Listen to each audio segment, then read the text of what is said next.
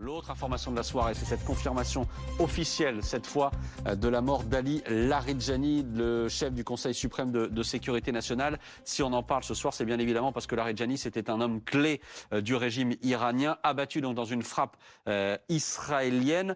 Laridjani qui se retrouvait au centre du dispositif iranien, éliminé ce soir. Ces coups répétés, parce qu'il y en a eu d'autres évidemment, des dirigeants qui ont été éliminés, ces coups répétés suffiront-ils à provoquer la chute du régime? Question posée ce soir par Stéphanie Zenati et Sophie Herbet.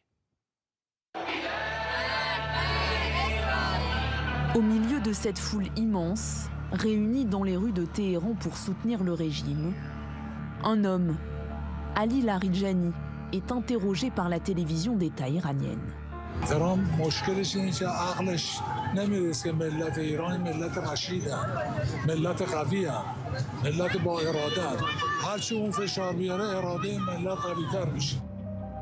Une prise de parole, comme pour défier l'ennemi. C'était sa dernière apparition publique. La nuit dernière, une frappe israélienne l'a directement ciblé. הבוקר חיסלנו את עלי לאריג'אני. עלי לאריג'אני זה הבוס של משמרות המהפכה, שזה חבורת הגנגסטרים שמנהלת בפועל את איראן. אנחנו מערערים את המשטר הזה בתקווה לתת לעם האיראני הזדמנות לסלק אותו. Ali Laridjani, l'un des hommes les plus puissants de la République islamique d'Iran.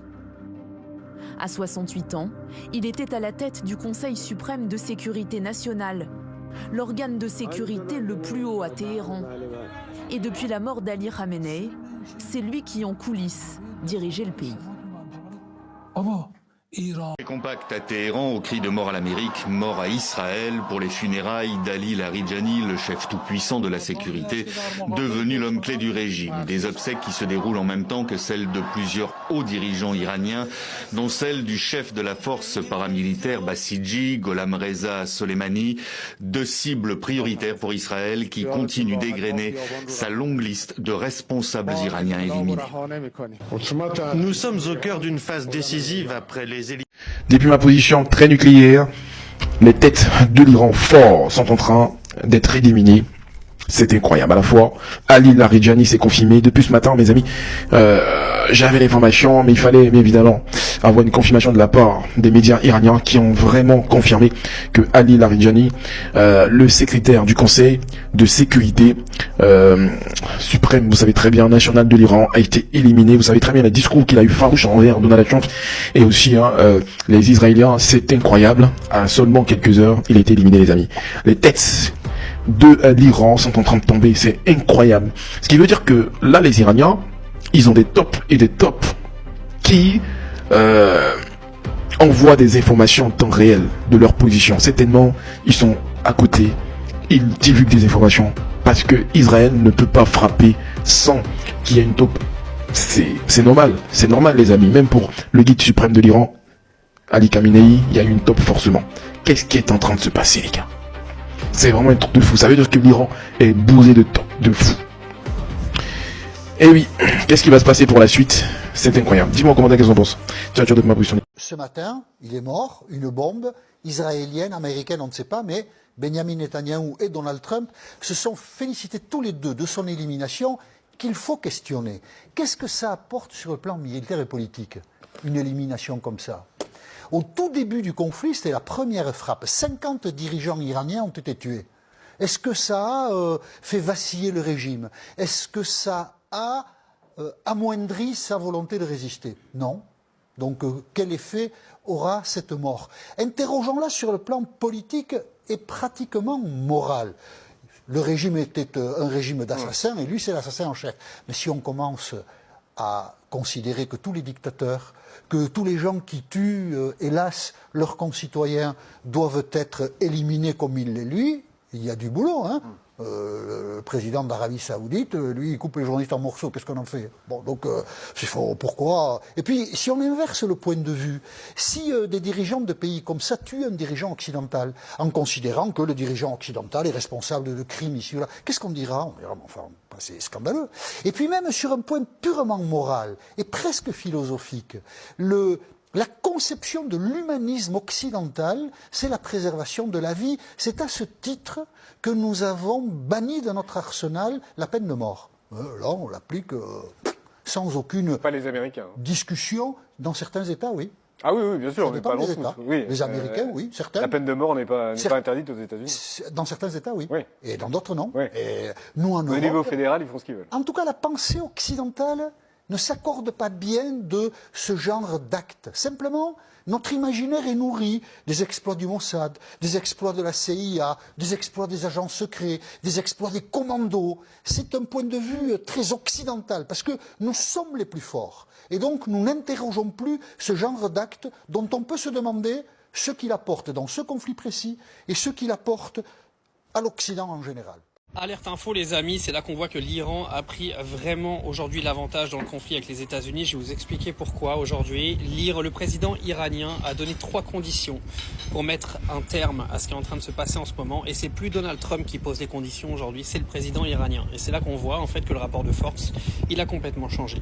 Quand Donald Trump s'amuse à venir danser comme il l'a fait encore aux États-Unis avec un non-respect total pour tous les soldats qu'il a fait tuer là-bas en Iran et blessés et toutes les familles qu'il a laissées meurtries, cette espèce de grosse merde continue de danser pendant que tout le monde fait la guerre et que tout le monde est en train de morfler.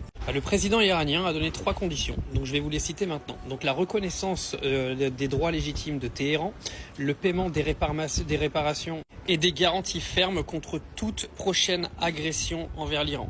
Les garanties, elles doivent être internationales, pas seulement américaines et pas seulement israéliennes. Là, c'est le président iranien qui est en train de mettre ses conditions. On a vu que le rapport de force s'était inversé. De toute façon, il y a vraiment que les Occidentaux pour venir nous expliquer qu'aujourd'hui, les États-Unis sont en train de gagner la guerre, alors qu'on voit très bien qu'ils sont en train de s'embourber dans une sorte de merdier pas possible que Donald Trump avait absolument pas anticipé.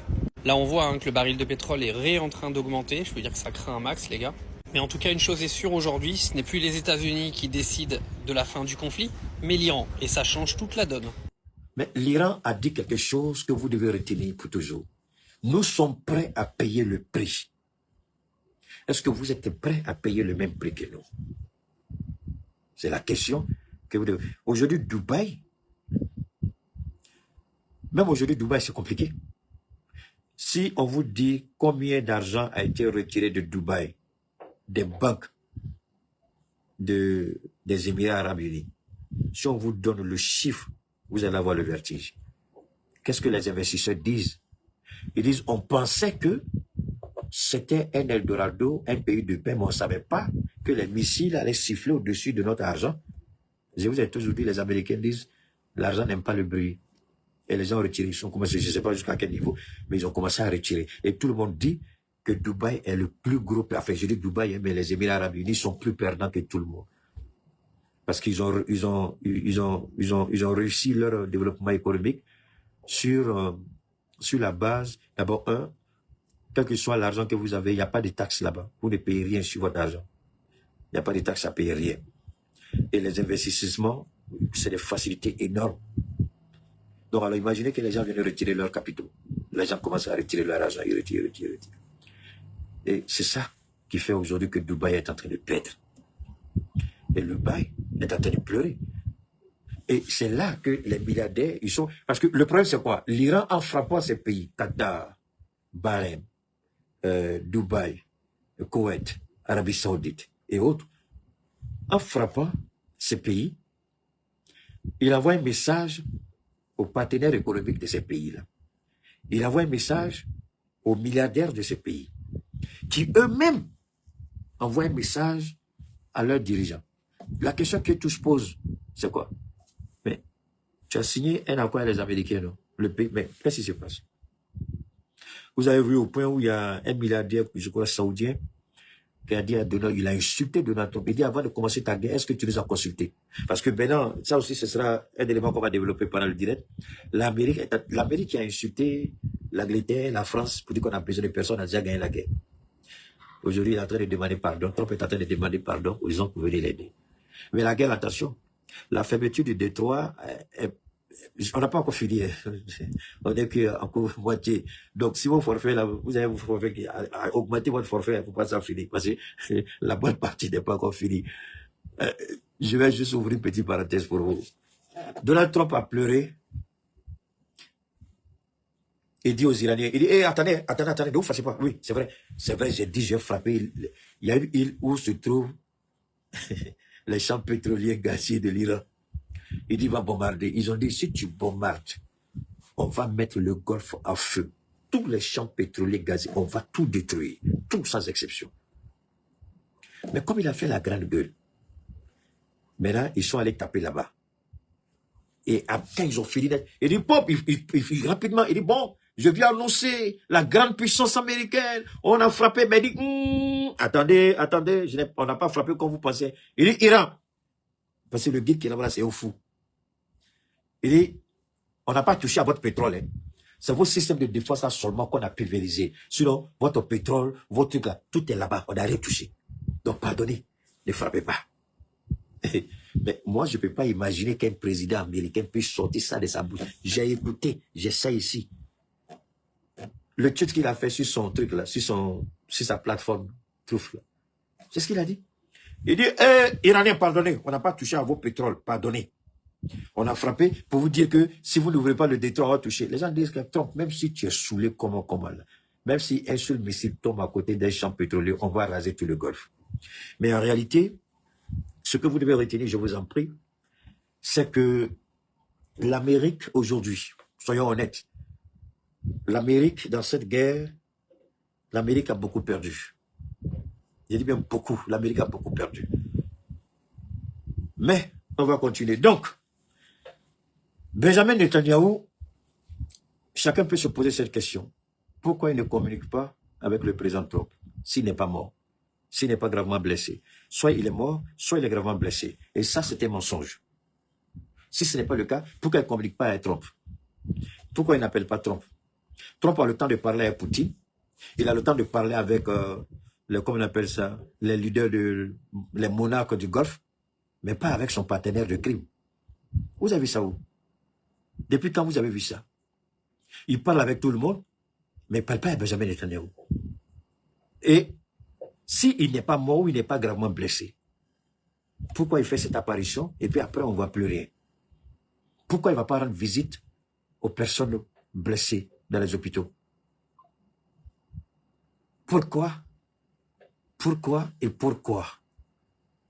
Pourquoi et pourquoi il ne va pas voir les soldats israéliens blessés dans les hôpitaux militaires? Le chef suprême des armées va rendre visite à ces soldats quand ils sont blessés dans une guerre qu'il a lui-même ordonnée. Mais il ne va pas. Chacun peut réfléchir à ce niveau. Chacun peut se poser légitimement toutes ces questions. Pourquoi il ne va pas rendre visite aux malades dans les hôpitaux? Pourquoi il ne va pas voir les dégâts qui ont été causés sur les bâtiments administratifs, les ministères qui ont été attaqués? Pourquoi il ne va pas là-bas? Pourquoi il ne rassure pas la population israélienne en sortant et visiter les sites qui ont été frappés par les missiles iraniens? Mes amis, détrompez-vous. Nous ne sommes pas pauvres comme on veut nous faire croire. Il faut juste avoir le courage, la ténacité, la volonté, l'engagement et la détermination. J'ai pas envie de dire la résilience du peuple iranien. Le peuple iranien est prêt à payer un lourd tribut pour ça. Et déjà, il a commencé à payer beaucoup trop d'ailleurs. Beaucoup de sang ont coulé. C'est pourquoi le guide iranien, il a été clair. Tous les sangs versés seront vengés. Il n'y aura pas d'accord tant que nous ne serons pas satisfaits de l'issue de la guerre. Et Trump, maintenant, il cherche solution. Mais ce qui est intéressant, ce que je voulais vous dire, qui est intéressant, les Iraniens ont dit, le président indien, le premier ministre indien, Modi a appelé le guide avec l'ambassadeur d'Iran en Inde. Il dit, mon peuple là, il dit, Mojtaba. Il dit, moi je fais 1 milliard, à peu près 1,2 milliard. Mojtaba, si tu sais combien ça après, comment gérer plus d'1 milliard de personnes? Mojtaba dit, oui, j'ai écouté, mais toi tu as donné la position de nos bateaux et puis les Américains ont frappé nos marins, alors qu'ils venaient d'un exercice militaire que tu nous avais demandé de participer. Il dit, ah, Mojtaba, je pleure les Iraniens, je te demande pardon, je présente mes condoléances, je vous dis exactement ce qui s'est passé. Il dit, je te demande pardon. Si tu ne laisses pas passer mes bateaux, je suis mort. ce sera la guerre civile. Moi, je parle avec le président et le ministre des Affaires étrangères, avec le ministre de l'économie et des finances, le ministre du transport, avec les gardiens de la révolution. Donc, hier, ils ont permis, je crois, c'était deux tankers, les bateaux, on dirait des villes, c'était chargé de pétrole brut indien. Donc, ils ont donné l'ordre que ces deux bateaux-là passent. Je crois que c'était deux. C'est pas seulement deux, mais tous les bateaux indiens et chinois passeront. Tous les bateaux chinois et indiens ne seront pas arrêtés. Ils vont les laisser. Je crois que c'est les deux que je sais. Il peut y avoir d'autres, mais c'est les deux que je sais. Donc, Modi était tellement content, puisqu'on a vu les Indiens là danser dans la rue. Et je crois que c'était l'ambassadeur iranien. Les gens couraient comme ça pour applaudir parce que ils savaient pas comment, si les deux bateaux n'arrivaient pas à temps. Parce que Modi a dit, si les deux bateaux ne rentrent pas ce samedi, on est tous le samedi, non? Hein? Oui. Il dit, si les deux bateaux ne rentrent pas samedi, lui, il perd le contrôle de son pays. Et l'Iran a fait passer les deux bateaux indiens qui étaient bloqués. Ben, c'est pas seulement, c'est pas vrai. C'est beaucoup, hein. Les bateaux qui sont bloqués, c'est énorme. C'est énorme. Mais voilà ce que Trump dit. Trump dit aux capitaines des bateaux, ne soyez pas des lâches. Ça, c'est pas moi, c'est Trump. Il dit, ne soyez pas des lâches, soyez des patriotes, traversez, rien ne va vous arriver. Hey. Vous savez combien de bateaux qui ont été liquidés avec carburant? Combien de bateaux? Moi, la dernière fois, je disais 3. C'est pas 3. C'est plus que ça. Tous ceux qui ont écouté la parole de Trump et puis sont allés, ils ont allumé tous les bateaux. Mais là, ce qui s'est passé, il y a les grands patrons, les propriétaires des gros navires, là. J'ai vu le gars j'oublie la compagnie. Il dit, lui, il s'en fout de la parole de Trump. S'ils n'ont pas eu sécurité, aucun de ces navires et il ne va pas mettre en danger, la vie de son équipage, et puis 2, les biens des gens, et 3, ces bateaux, c'est continuer, il ne le fera pas parce que Trump l'a dit. Alors, mais vous savez que le marché mondial, bon, en fait, c'est un peu compliqué souvent quand on parle de cette guerre, les gens, il y a des éléments qui échappent. L'Iran a volontairement ciblé les pays qui tiennent l'économie mondiale à main. Vous voyez, les Européens qui ont la grande gueule, ils disent, on va former une coalition pour quand vous dites, aidez-moi les bons français, je vous en prie, pour convoyer, c'est ça? Escorter, voilà. On va escorter les navires qui sont chargés de... Parce que vous savez que le port de Dubaï, tout va là-bas, hein? Tout descend là-bas, et à partir de là-bas, ça va dans différentes parties du monde. Ils disent, l'Iran dit, je ne suis pas pressé. Si vous êtes garçon là, venez et puis traversez le détroit, on va voir. 5 bateaux, ok, merci. Et si vous êtes garçon là, traversez le détroit, on va voir. Si vous êtes garçon, venez convoyer et puis faites passer, on va voir. Mais là, ils se sont repliés. Ils disent, ah, c'est trop. Bah, en fait, l'Iran a fait exprès. Vous savez, cette guerre, ne la voyez pas seulement comme la guerre d'Israël avec l'Iran, ou les États-Unis avec l'Iran. Appliquez cette guerre, cette logique de la guerre iranienne dans votre vie, votre quotidien. C'est-à-dire que il y a toujours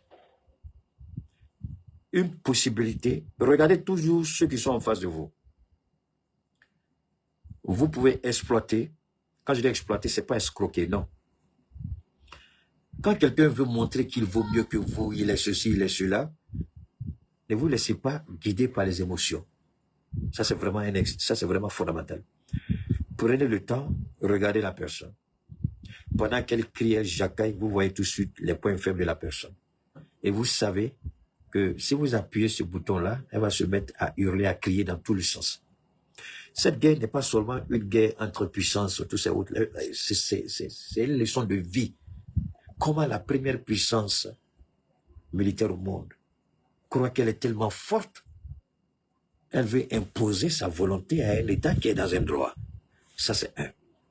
Quelqu'un qui passe sa vie à mentir sur vous, à mentir sur vous, à mentir sur vous, croyant détruire votre crédibilité, croyant vous déstabiliser, croyant vous isoler. Ne regardez pas les cris, les piaillements, ou bien comme on dit, la personne jacaille, crie, blabla. Vous ne regardez pas ça. Dans votre petit coin, mettez-vous au point. Le jour que vous serez en confrontation, la personne va découvrir une autre personne de vous qu'elle n'a jamais imaginé.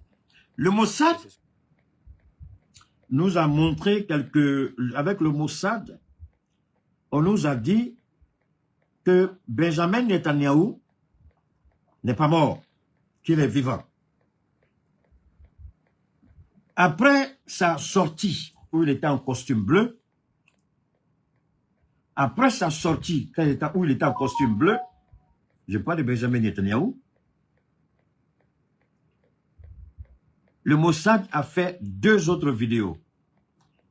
Une première vidéo dans un café où il allait et puis où il a montré ses doigts. Il dit, on dit que j'ai 6 doigts, j'ai pas 6 doigts, j'ai mes 5 doigts. Je vais vous faire, bon, on va parler de ça. Et puis, après, il était avec d'autres personnes et puis il parlait avec eux. Le Mossad, pour ceux qui ne le savent pas, je le répète, c'est le service de renseignement israélien. Le plus criminel au monde, plus dangereux que la CIA, plus dangereux que le FSB, plus dangereux que le SBU ukrainien. Alors,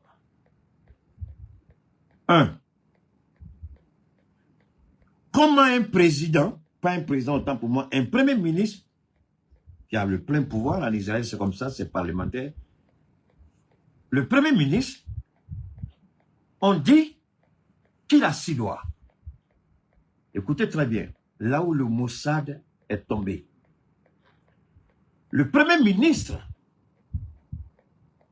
il paraît qu'on dit que j'ai 6 doigts, voilà mes 5 doigts. Alors, question. Est-ce que le premier ministre, réellement s'il est vivant, doit-il s'occuper d'abord, se préoccuper d'abord des Israéliens qui sont en train de mourir sous les bombes iraniennes, ou bien c'est se préoccuper de ses 5 ou 6 doigts? Le petit bâtard qui dit que je me bâtis à mon côté, bâtard que tu es là, tu peux m'arriver à la cheville, maudit que tu es.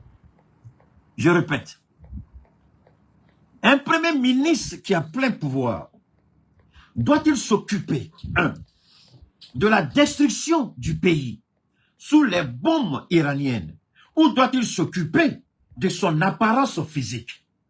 Mossad, le renseignement le plus criminel au monde. Vous voyez? Ça, c'est la première, ça, c'est le bon sens. Je ne suis pas allé à l'école de renseignement, mais au moins, ça, c'est le bon sens. Deuxièmement, le premier ministre, s'il est vraiment vivant, après qu'on ait dit qu'il a 6 doigts, les Iraniens sont en train de mourir sous les bombes. Les Israéliens autant pour moi. Pourquoi n'est-il pas allé, comme d'habitude on le connaît, sur les sites de bombardement? Pourquoi n'est-il pas allé là-bas? Pourquoi n'est-il pas allé dans les hôpitaux? Pourquoi c'est dans un café? Pendant que son pays est sous le feu, c'est dans un café qu'il est. Waouh! Ou c'est un premier ministre inconscient, ou c'est un lâche, ou il est mort, on ne sait encore. Voilà pourquoi Israël a frappé, je crois, quelque part, disant que le responsable de la sécurité nationale iranien était là-bas. Donc, ils l'ont tué. Ils l'ont tué. Quelqu'un m'a prêté un bon nom ici. Il prend son café. Donc, on veut maintenant distraire les gens. On veut nous amener à aller, parce que c'est l'un des piliers du régime iranien. Israël dit, on a bombardé, on l'a tué. C'est dit, laissez Benjamin Netanyahou, c'est plus votre problème. On a tué un cadre iranien. Allez, regardez là-bas. On n'ira pas. Montrez-nous Benjamin Netanyahou. Donne-moi une seconde. Il y a un bâtard, Vincent Nyamoukodé, fils de pute, enfant de capote percée, bâtard 1000 fois. Sors de mon direct, maudit que tu es. Moi, je suis là pour te mettre au pas, bâtard mal élevé. Ah, mais donc, je continue. Je continue. Parce qu'aujourd'hui, là, c'est doux. Il y a un petit bâtard qui souffre. Et moi, ça me fait plaisir. Il donne l'argent à la France et puis il vient écouter ce qu'il n'a pas envie d'écouter. Donc, il sort, je l'allume. Je n'ai pas le banni. Il sort, je l'allume. Il sort, je l'allume. Comme c'est un petit bâtard, il va écrire. Mais moi, je vais te dire bâtard jusqu'à ce que je finisse. Parce que tu n'as pas gâté mon direct. Je te dis bâtard et puis je reprends le fil normal de mes idées. Alors donc, on dit que ce tyrannien est mort. Mais alors que le monde se pose la question, où est Benjamin Netanyahou? Donc, on nous donne de la distraction, On nous donne nos choses en matière, on nous dit, ah non, non, non, on vient de bombarder Benjamin Netanyahu, il est où?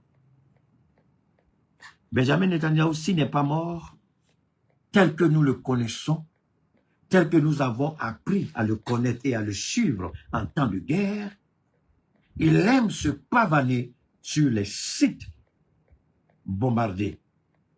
Il aime se faire accompagner par les éléments du Mossad et les éléments des premiers secours sur le terrain pour lui donner plus d'informations.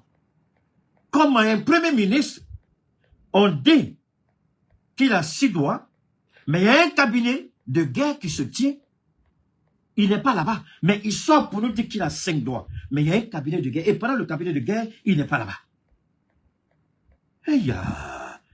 Même Alassane Ouattara, pathétique et pitoyable, menteur, corrompu, assassin et voleur, il nous a fait ce jeu-là avec Amadou Gon Coulibaly qui repose en paix. Mais on a regardé, on dit, hé Ouattara, ce que tu fais, c'est pas bon. Gon, faut pas te moquer de Dieu, il faut te reposer. Gon est venu, pape, il a cassé la pipe. Oh, mais Ouattara n'a pas fait ça avec Gon. Ils ont fait une visioconférence, non? Ouattara était assis dans son bureau, bien content, la RT même nous montre ça, et puis Gon était sapé quelque part là-bas. Ils ont fini, ça n'aide pas. Gon a fait deuxième chute encore. Ils ont dit, mais président, pourquoi tu fais ça? Les docteurs de Gon disent, mais pourquoi tu fais ça?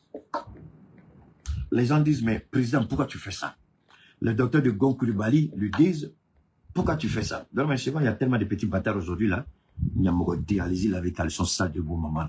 Bâtard que vous êtes. Alors donc, on dit, mais président, il faut laisser Gon se reposer. Mais Ouattara avait un agenda politique. Il a sacrifié Gon Coulibaly. Il a vendu l'âme du monsieur. Il l'a sacrifié. Donc, Trump lui-même, voilà 2 éléments essentiels qui vous permettront de comprendre si Benjamin Netanyahu est vivant ou pas. Les envoyés de Trump n'ont jamais été reçus. Pendant qu'ils sont, je n'ai pas 6 doigts, j'ai 5 doigts. Il va au café. Donc tu peux aller au café et tu ne peux pas recevoir les envoyés de ton acolyte criminel comme toi, Donald Trump. Pourquoi il ne peut pas recevoir Donald Trump? Pas Donald Trump. Le gendre de Donald Trump, le mari de sa fille, et son envoyé.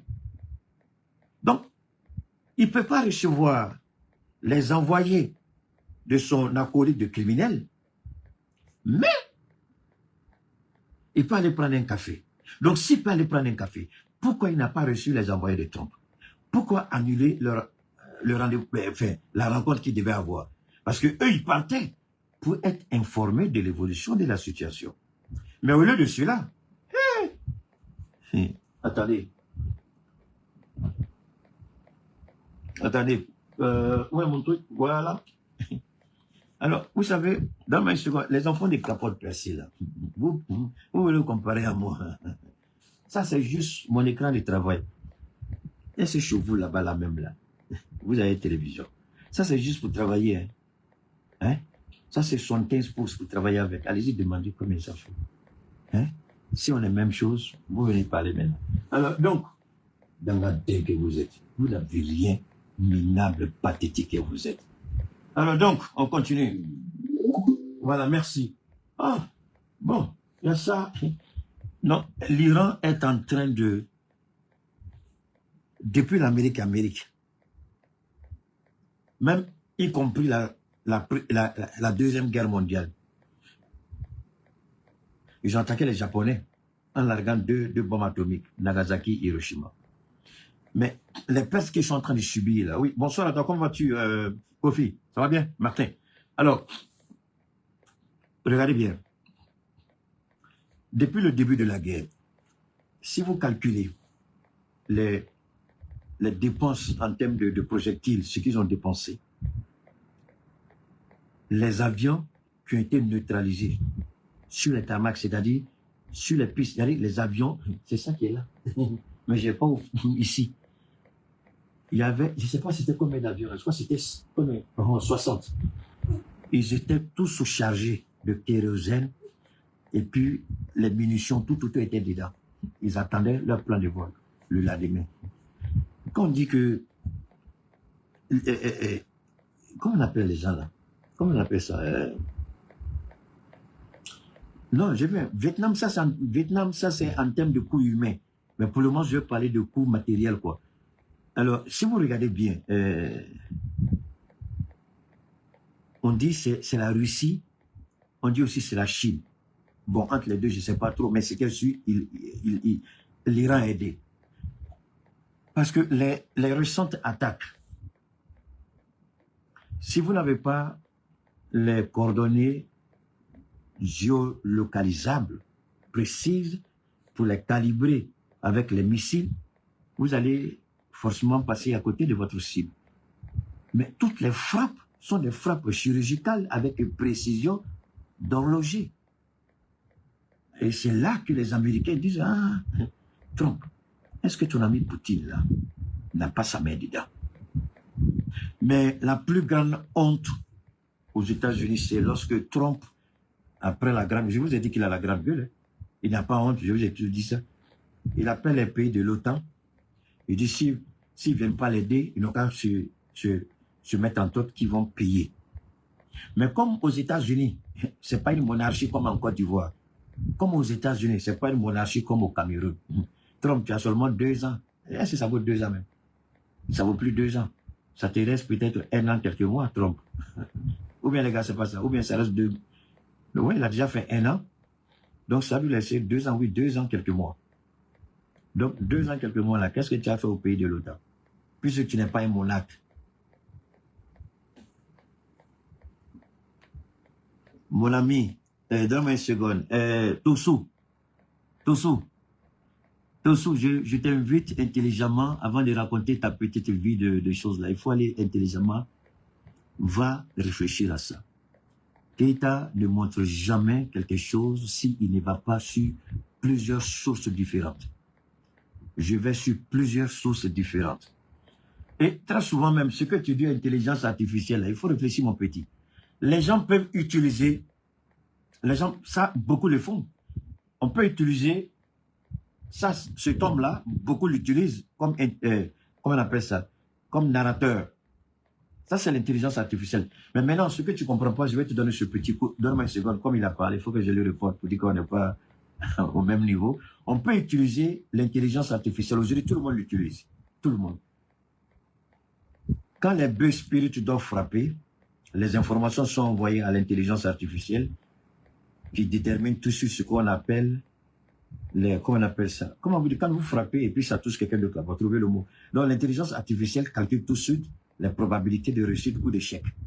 Donc aujourd'hui, là, mon ami, il n'y a pas quelque chose au monde qui ne marche pas à l'intelligence artificielle. Tout ce que je fais moi-même là, c'est avec intelligence artificielle. Tous les téléphones que j'ai, c'est avec intelligence artificielle. Ma télé, c'est intelligence artificielle. Donc il n'y a pas qui de nouveau que tu as dit. Ça, c'est deuxièmement, merci beaucoup, effet collatéral. Merci beaucoup les gars. Deuxièmement, ce que tu dois savoir, on peut utiliser une intelligence artificielle pour faire une narration vraie. C'est-à-dire les informations sont correctes, mais on permet à l'intelligence de faire la narration. Bon, si tu ne sais pas faire la distinction entre tout ça, je suis désolé, je dois faire cette précision parce que beaucoup de gens passent à côté souvent. Hein? On peut utiliser l'intelligence artificielle pour faire une narration. D'accord? Voilà. Donc, toutes les informations que cette chaîne donne, tout est vrai à 100%. Tout. L'Amérique refuse les informations qui sont données. Et attendez.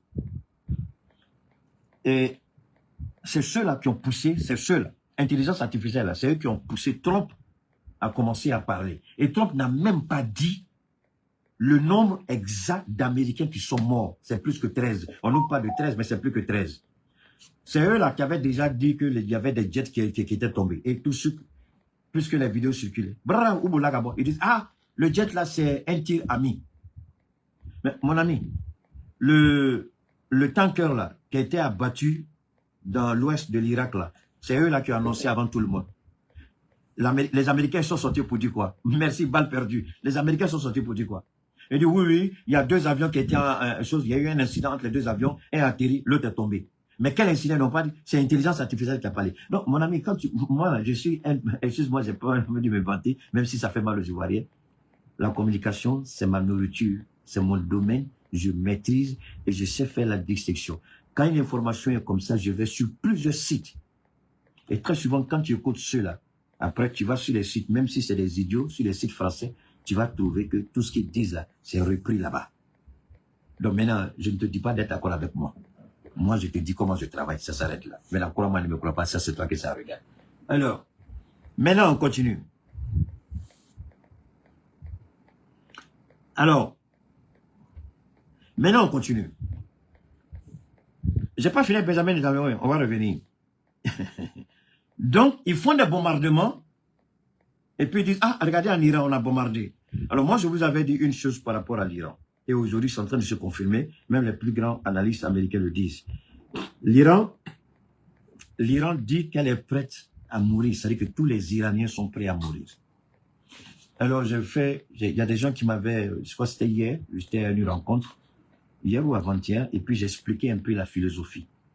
J'ai dit, le guide spirituel iranien, il a pris le temps, pendant son mandat, avant son assassinat, à expliquer et aux chrétiens iraniens et aux musulmans iraniens, on a un pays, c'est l'Iran. Il y a une guerre qui arrive, cette guerre, on va la mener. Peut-être que beaucoup parmi nous ne seront plus là, mais cette guerre, on va la mener. Beaucoup vont mourir. Ceux qui vont rester vont construire l'Iran. Ce sera la dernière guerre, et après cette guerre, l'Iran ne fera plus de guerre. Il a pris le temps, pendant plus de 30 ans, à enseigner ça aux enfants qui ont grandi avec. Chrétiens ou pas, musulmans ou pas, les Iraniens savent que cette guerre, après cette guerre, il n'y aura plus d'autres guerres en Iran. Même s'il y en aura peut-être 50 ans, 100 ans après. Mais au moins, l'Iran sera tranquille. Donc, les pertes en vies humaines, en Iran, ils sont d'accord, ils l'ont accepté. Ils l'ont accepté. Et pour les musulmans, ils se disent, on meurt par leurs mains, on va au paradis. On est martyr, on va au paradis. Donc, c'est comme ça qu'ils sont. Alors, ça, c'est un premier point. Donc, déjà, en Iran, il y a un travail spirituel, j'ai envie de dire, psycho-spirituel qui a été fait. Et les Iraniens se disent que cette guerre, c'est pourquoi eux, ils pensaient qu'ils allaient soulever la population.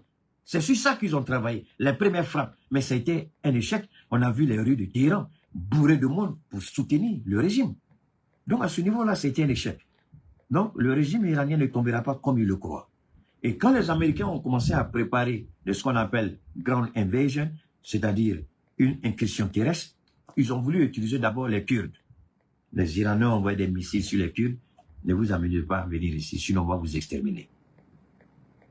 Maintenant, finalement, ils se sont retournés vers les Marines qui étaient en Irak. Je crois, au total 2500, il y en a qui parlent de 2200, 2500 ou 5000. Mais les gens ont dit, pour que l'Amérique puisse contrôler l'Iran, il faut au minimum 500 000 à 1 million de soldats. C'est pas moi qui le dis, ce sont des spécialistes américains qui disent ça. Alors, sur la base de 100 000 seulement, tu envoies quoi? 5 000 personnes, alors qu'on te dit au minimum, c'est 1 million de personnes ou 500 000 personnes. 5 000 personnes peuvent gérer quoi? Mais les Iraniens sont capables de sacrifier une partie de leur territoire et envoyer des missiles pour envoyer tout cela en enfer.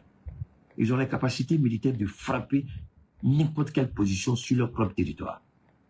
Et ça, ils vont le faire. Et Trump le sait. C'est pourquoi Trump a demandé à l'OTAN. On revient. Et l'OTAN, maintenant, l'OTAN se trouve dans une situation. Et Trump dit à l'OTAN, vous êtes obligés de nous soutenir parce qu'on vous a soutenu par rapport à l'Ukraine. Et l'Italie dit, on n'est pas dedans. L'Allemagne dit, Trump, moi je t'aime bien, mais je ne peux pas. La Grande-Bretagne dit, bon, président Trump, non, on ne peut pas. La France a joué le jeu de la Chine et puis l'Inde.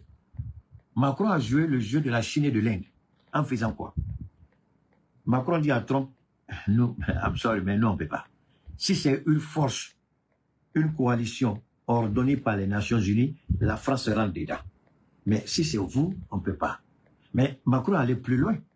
Qu'est-ce que Macron a fait? Les Iraniens ont dit, le détroit n'est pas fermé. Et c'est vrai, le détroit n'est pas fermé. Merci beaucoup, merci Michel. Alors, effectivement, le détroit n'est pas fermé. Le détroit n'est pas fermé, puisque les bateaux indiens passent. Les bateaux chinois passent. Donc, Macron s'est dit, mais attends, si les bateaux indiens chinois passent, Pourquoi pour nous ça passe pas? Il dit d'accord, les mollahs, on veut discuter avec vous. Ils disent, il n'y a pas de problème, venez discuter. Il dit, mais pourquoi ça passe?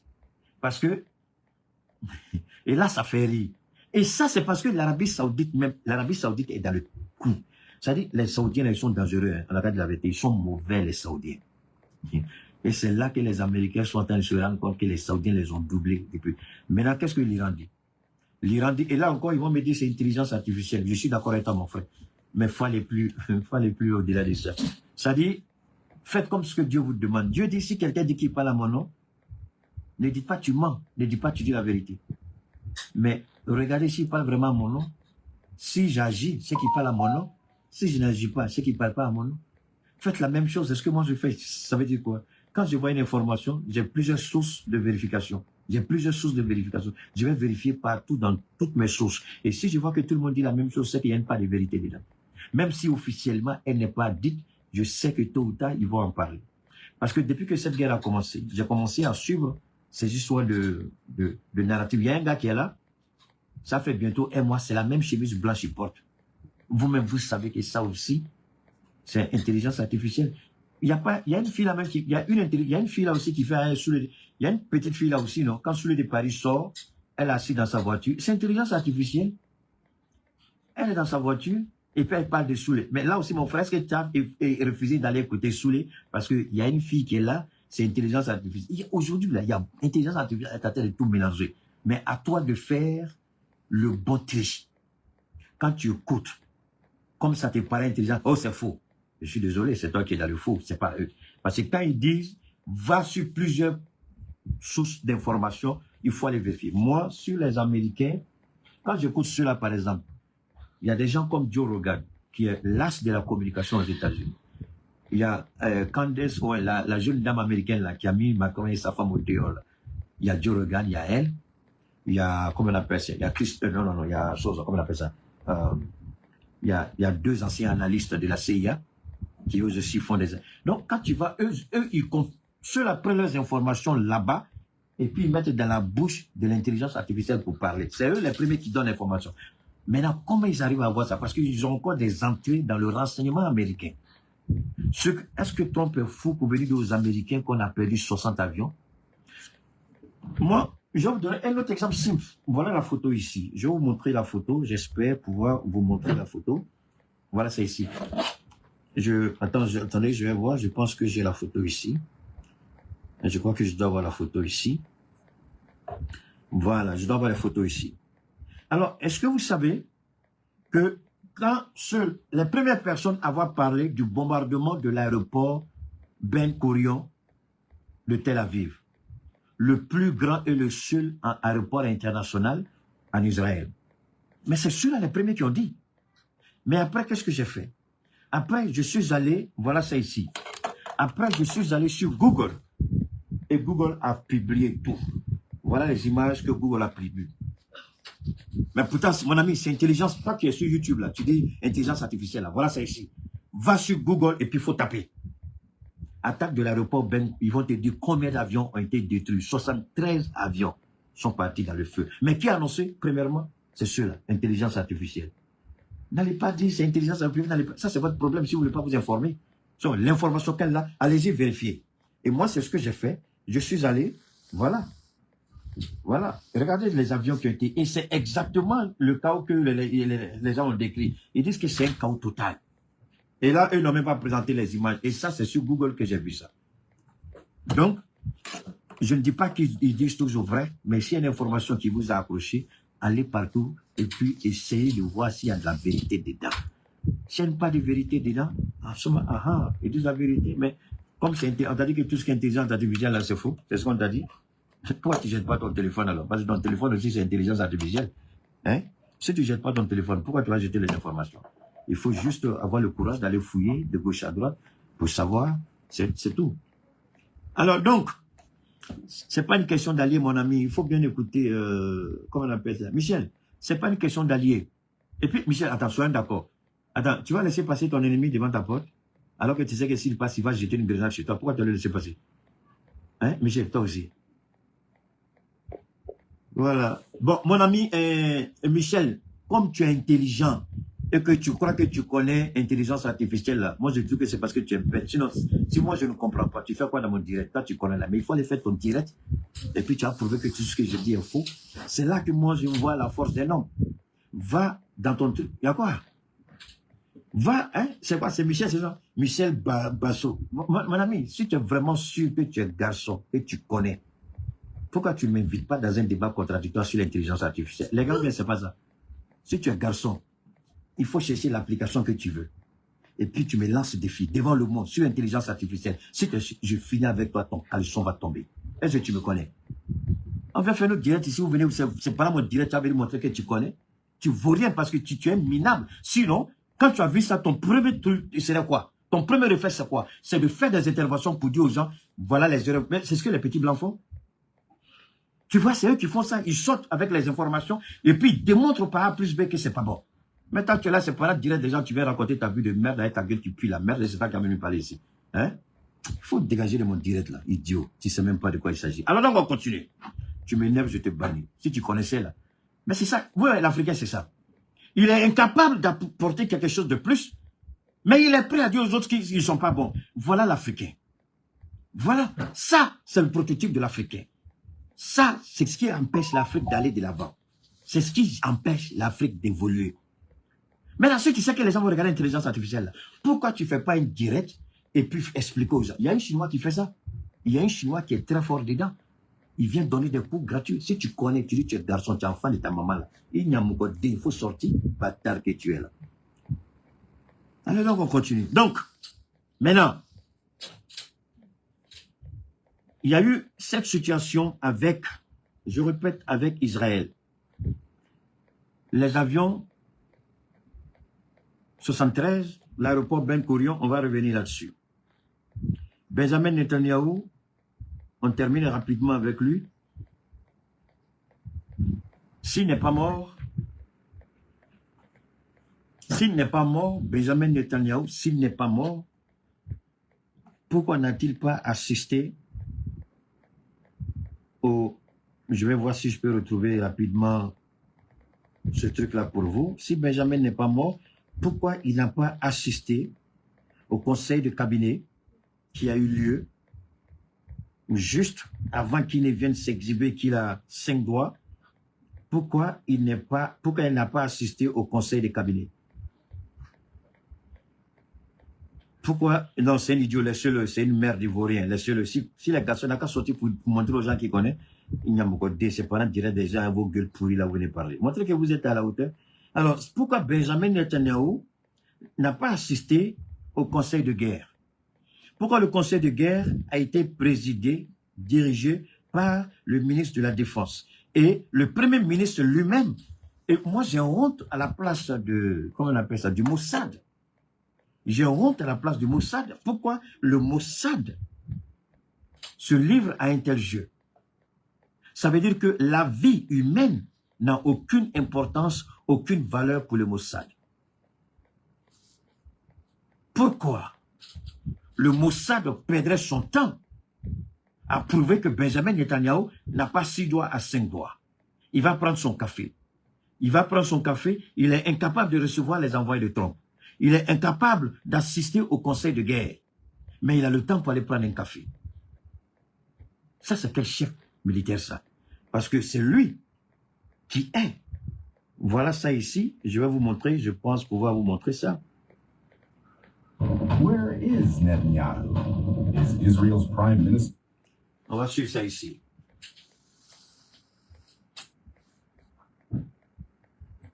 Je vais... Oh. Ok. On va rapidement revenir ici. Je vais vous montrer ça rapidement. On va rapidement revenir ici, s'il vous plaît. Ok. On va écouter ça. Is Israel's prime minister alive, or has he been eliminated? Ok. Ça, ce sont des anciennes vidéos. Je répète, ce sont des anciennes vidéos. On va vous montrer tout de suite. pourquoi nous croyons que Benjamin Netanyahu est réellement mort. Explosive rumors are spreading online, claiming that Iranian missiles may have assassinated Israeli Prime Minister Benjamin Netanyahu. This followed Netanyahu's noticeable absence from the latest Israeli military council meeting. The meeting took place. Alors, vous voyez ça, c'est ça que je voulais vous montrer. Ici, voilà. J'espère, oh non, au niveau de, vous n'allez pas, ok, d'accord. L'autre côté, là-bas, là, vous ne voyez pas sur votre écran, c'est le chef d'état-major des forces armées. Lui, celui qui est au milieu, là, c'est le ministre de la Défense. Et celui-là, je crois qu'il doit être le chef des opérations. En temps normal, cette place, en temps normal, ici, c'est la place de Benjamin Netanyahu. En temps normal, c'est sa place. Alors, il n'est pas mort, il va dans un café, je vais vous montrer tout à l'heure. Mais ici, la vie de la nation dépend. Ici, il faut planifier. Surtout que Israël a lancé un appel aux Américains et Israël a dit que nous sommes à court d'intercepteurs. C'est-à-dire, Israël n'a plus suffisamment d'intercepteurs. Si le conflit va au-delà de 2 semaines, c'est-à-dire que on a déjà fait pratiquement, on est dans la 3e semaine. Si on va dans un mois et demi, Israël n'aura plus un seul missile à tirer. C'est fini. Donc, ils ont, comment dire ça? Ils ont, dans la nuit, dans la précipitation, ils ont ordonné, il y a des provisions militaires, ils ont ordonné, je crois, ils ont signé un chèque de 5 milliards, je crois, 5 milliards de dollars. Ils ont signé ça rapidement et demandé aux Américains de faire tout pour que Israël puisse avoir très rapidement les patriotes et puis les TAD. Mais en réalité, ça aussi, ça nous permet, nous qui commentons l'actualité, de nous informer. Et dans nos recherches avec l'intelligence artificielle, on nous a expliqué que les États-Unis, les missiles patriotes, ils ne peuvent pas produire, je crois, plus de 96 ou bien 100, mais en tout cas, ils ne peuvent pas produire 200 missiles patriotes par mois. Ils ne peuvent pas. Ils n'ont pas les capacités pour faire ça. Même s'ils ont la volonté, les moyens sont là. Parce que, en fait, ce qu'ils font, ils ont mis en place des systèmes budgétivores. Ils ont des missiles qui coûtent des yeux de la tête, mais ils n'ont jamais planifié qu'un jour, ils allaient se trouver face à une réalité, celle de l'Iran. On a écouté, aujourd'hui, il y a eu beaucoup de démissions à la Maison-Blanche. Je vois, il y a eu 2 ou 3 personnes qui ont démissionné à cause de cette histoire, parce que ils ont tous dit qu'ils ont averti Trump, il a refusé. Et ce qui est pire encore, vraiment, donne-moi une seconde. Donne-moi une seconde. Alors, ce qui est intéressant, je continue. Ils ont mis en place des systèmes, je répète, budgétivores. Des missiles, des systèmes de défense qui coûtent des yeux de la tête. Ils ne peuvent pas produire plus. S'il y a des idiots qui pensent qu'ils peuvent produire plus, c'est votre problème. Parce qu'ils ont besoin d'un élément critique. Un élément critique. C'est-à-dire les terres rares. Les missiles là ne se font pas sans les terres rares. Et la Chine est le seul pays qui a 90% de la production mondiale des terres rares. Et Xi Jinping, lors de cette histoire de tarifs douaniers entre la Chine et les États-Unis, Xi Jinping a ordonné plus jamais de terres rares vendues à titre militaire aux États-Unis. Dans les cellulaires, il y a les terres rares. Dans les voitures, il y a les terres rares. Il dit seulement sur le plan civil, mais plus jamais sur le plan militaire avec les États-Unis. Même si les États-Unis mettent en place une unité de production rapide, même s'ils mettent en place une unité de production rapide, ils ne peuvent pas. Pourquoi? Parce qu'ils n'ont pas les terres rares. Et les terres rares, la Chine dit qu'elle ne vend pas. La Chine s'en fout, puisque c'est la Chine qui est partout dans le monde où il y a les bottes, c'est la Chine. Après la Chine, c'est qui? C'est la Russie. Alors, pourquoi vous pensez que Trump refuse d'accuser publiquement Poutine? Il a besoin de Poutine. Il a besoin de Poutine, voilà pourquoi. Les journalistes l'ont amené a accusé Poutine publiquement. Il a refusé. Il a même insulté une journaliste devant nous. On a suivi ça en direct. Il a insulté, il refuse. Il dit, il refuse. Même si le renseignement dit que c'est la Russie qui donne les positions des militaires américains. Des avions, les tankers, les avions de, comment on appelle ça? Les avions de recharge. Quelqu'un m'avait prêté le mot la dernière fois. Les avions qui rechargent là. Parce qu'ils ont détruit 5, je crois, en plus de ce qu'ils ont abattu en Irak. Il y a 5 qui ont été brûlés la dernière fois. Et ça encore, c'est même, vous allez même France 24, LCI. Allez-y, si vous pensez que toute intelligence artificielle là, il y a une petite fille africaine là, je ne sais pas si elle est haïtienne, elle est sur LCI là. Allez-y la suivre. Si vous dites que c'est intelligence artificielle, allez-y écoutez ce qu'elle dit là-bas. Quand vous arrivez chez elle, vous allez savoir si c'est vrai ou faux. Donc aujourd'hui, Trump, 1, il a un problème avec l'OTAN. 2, j'ai un problème avec les munitions. Je m'arrête encore là. Ceux qui disent intelligence artificielle. Les premiers qui ont annoncé que l'Amérique est allée récupérer les missiles patriotes en Corée du Sud et au Japon, en Taïwan. Jusqu'à les Taïwanais ont filmé le départ des missiles patriotes de leur pays. Mais ça, c'est l'intelligence artificielle qui a dit avant tout le monde, non? Merci beaucoup, avion ravitailleur. Merci infiniment, les gars. Merci pour votre contribution. Donc, les avions ravitailleurs, là. Il y a un qui a été bombardé en Irak. Il y a 5 qui ont été brûlés. Hein? Qui a dit, premièrement, à ma connaissance, que les Américains sont... Pour moi, je pensais que c'était mensonge. Jusqu'à ce que l'information soit reprise partout, jusqu'à ce que les Français même en parlent dans leurs journaux. Les Américains sont allés récupérer les patriotes dans ces 3 pays-là, parce qu'eux-mêmes, ils n'en ont plus. Mais pendant ce temps, même intelligence artificielle, c'est eux qui ont dit que l'Iran va bombarder les pays du Golfe. Et l'Iran les a bombardés. Au début, on nous a fait croire que c'était des mensonges. Parce que c'est ce que l'administration Trump voulait. Et pourquoi les gens ont démissionné? Parce que Trump refuse de reconnaître que l'Amérique est en train de perdre la guerre. L'Amérique est en train... Merci beaucoup. L'Amérique, la Corée du Sud aussi. L'Amérique est en train de perdre cette guerre. C'est vrai. Quand vous regardez le coup, et après la guerre,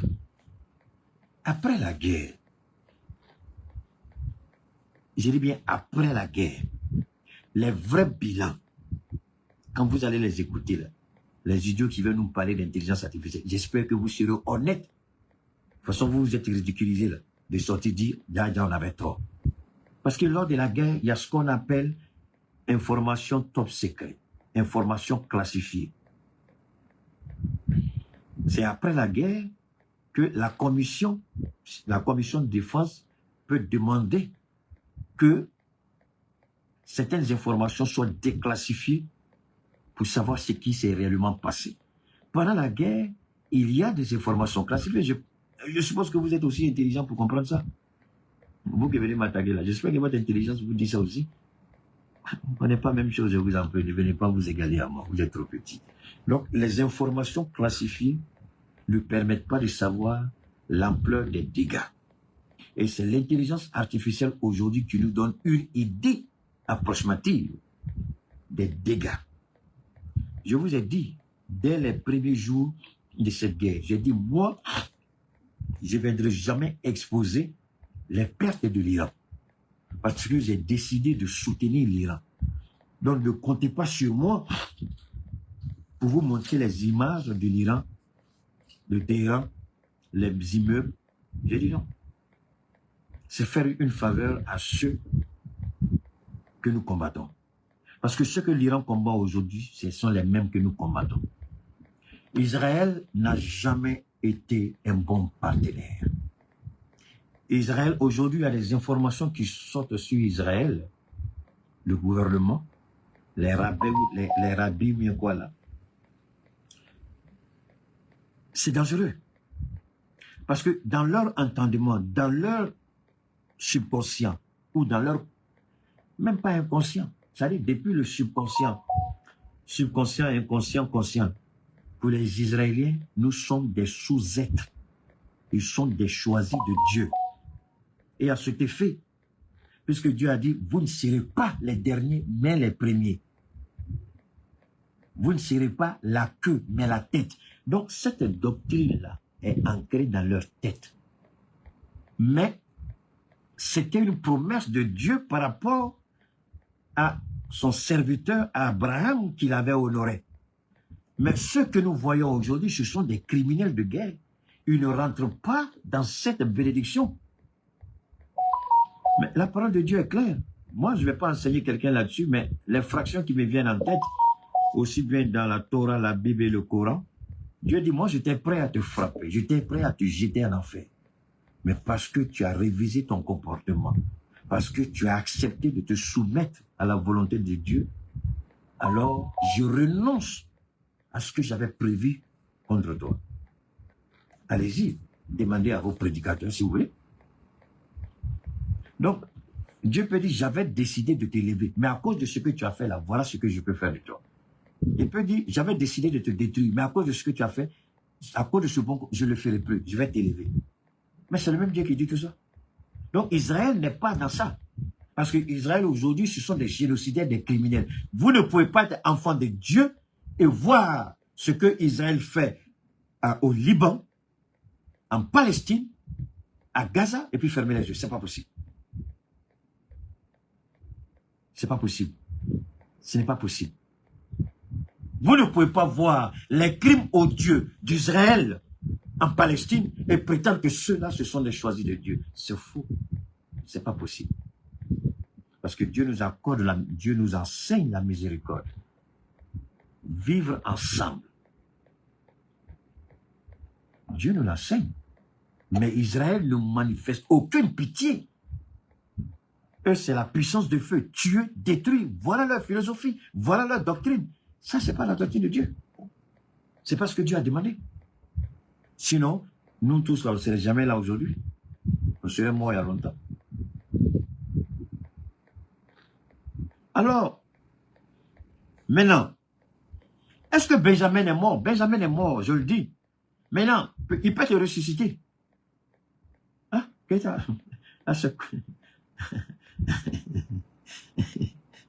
Comment tu peux dire pas te ressusciter? Bon, moi je sais qu'il est mort. Mais les Israéliens vont nous berner. Les Israéliens vont nous manipuler. Les Israéliens veulent nous distraire en nous pointant du doigt qu'ils ont tué un guide iranien. Moi, je l'ai dit tout à l'heure, tous les Iraniens, ils comprennent. Attendez, si le guide a refusé d'aller dans un bunker, il dit, je ne peux pas le faire. Si vous tuez quelqu'un, vous pensez que vous avez tué une... C'est ça qu'il est. C'est ça qu'il est. Eux, ils pensent que c'est l'homme. Alors que l'Iran, c'est un système qui a été mis en place. Un système décentralisé. Ça veut dire quoi? Ils ont planifié chaque région de l'Iran. Le territoire est vaste, je crois que c'est 1,8 million ou 1,2 million, quelque chose comme ça, kilomètres carrés. Et ils ont départagé. Et chaque département, chaque région est autonome. C'est-à-dire que même si la tête tombe, chacun a sa feuille de route. Ce qui fait que, même si aujourd'hui, le Mojtaba, même si aujourd'hui il est tué, les Iraniens ne vont pas arrêter. Chacun a sa feuille de route. Ils ne vont pas arrêter. Donc, prétendre que vous avez tué un guide iranien, alors que un leader aujourd'hui, alors que le guide lui-même a été tué, est-ce que vous pensez que ça va empêcher? Parce que tout ça, c'est un but. Ils veulent que le peuple iranien se soulève contre son gouvernement. Mais le peuple peut protester contre des abus de son gouvernement. Le peuple peut contester certaines décisions. Le peuple peut demander plus de justice, plus d'équité. Le peuple peut demander au gouvernement de prendre des dispositions pour que la vie soit moins chère. Ça, c'est vrai. Tout ça, c'est excellent. Mais, croire que ce peuple-là va vous soutenir dans l'agression que vous faites, ce n'est pas possible. C'est là qu'il faut saluer j'ai pas envie de dire le génie, mais le génie politique du guide qui est mort. Parce qu'il a su rapprocher musulmans et chrétiens en Iran. Moi, je ne pensais pas que des chrétiens vivaient en Iran. Excusez-moi, mais c'est la vérité. Jusqu'à ce que je tombe sur des vidéos qui remontent il y a des années, où le guide, il a fait ça de façon continue. Chaque fois, il allait voir les familles chrétiennes, il mangeait là-bas. Mais on a des frères musulmans ici, là, des petits ratés qui ne comprennent pas grand-chose, là, qui disent qu'il ne faut même pas manger une nourriture qu'une femme chrétienne prépare. Mais pourtant, quand ta maman ou ta soeur ou ta femme va au marché, là, aubergine elle achète, là, tu crois qu'ils savaient qui elle achète? Le poisson, là, tu crois qu'ils savaient qui elle achète? Le piment, là, tu crois qu'ils savaient qui elle achète? Mais pourtant, les mêmes, là, il y a beaucoup de restaurants ici.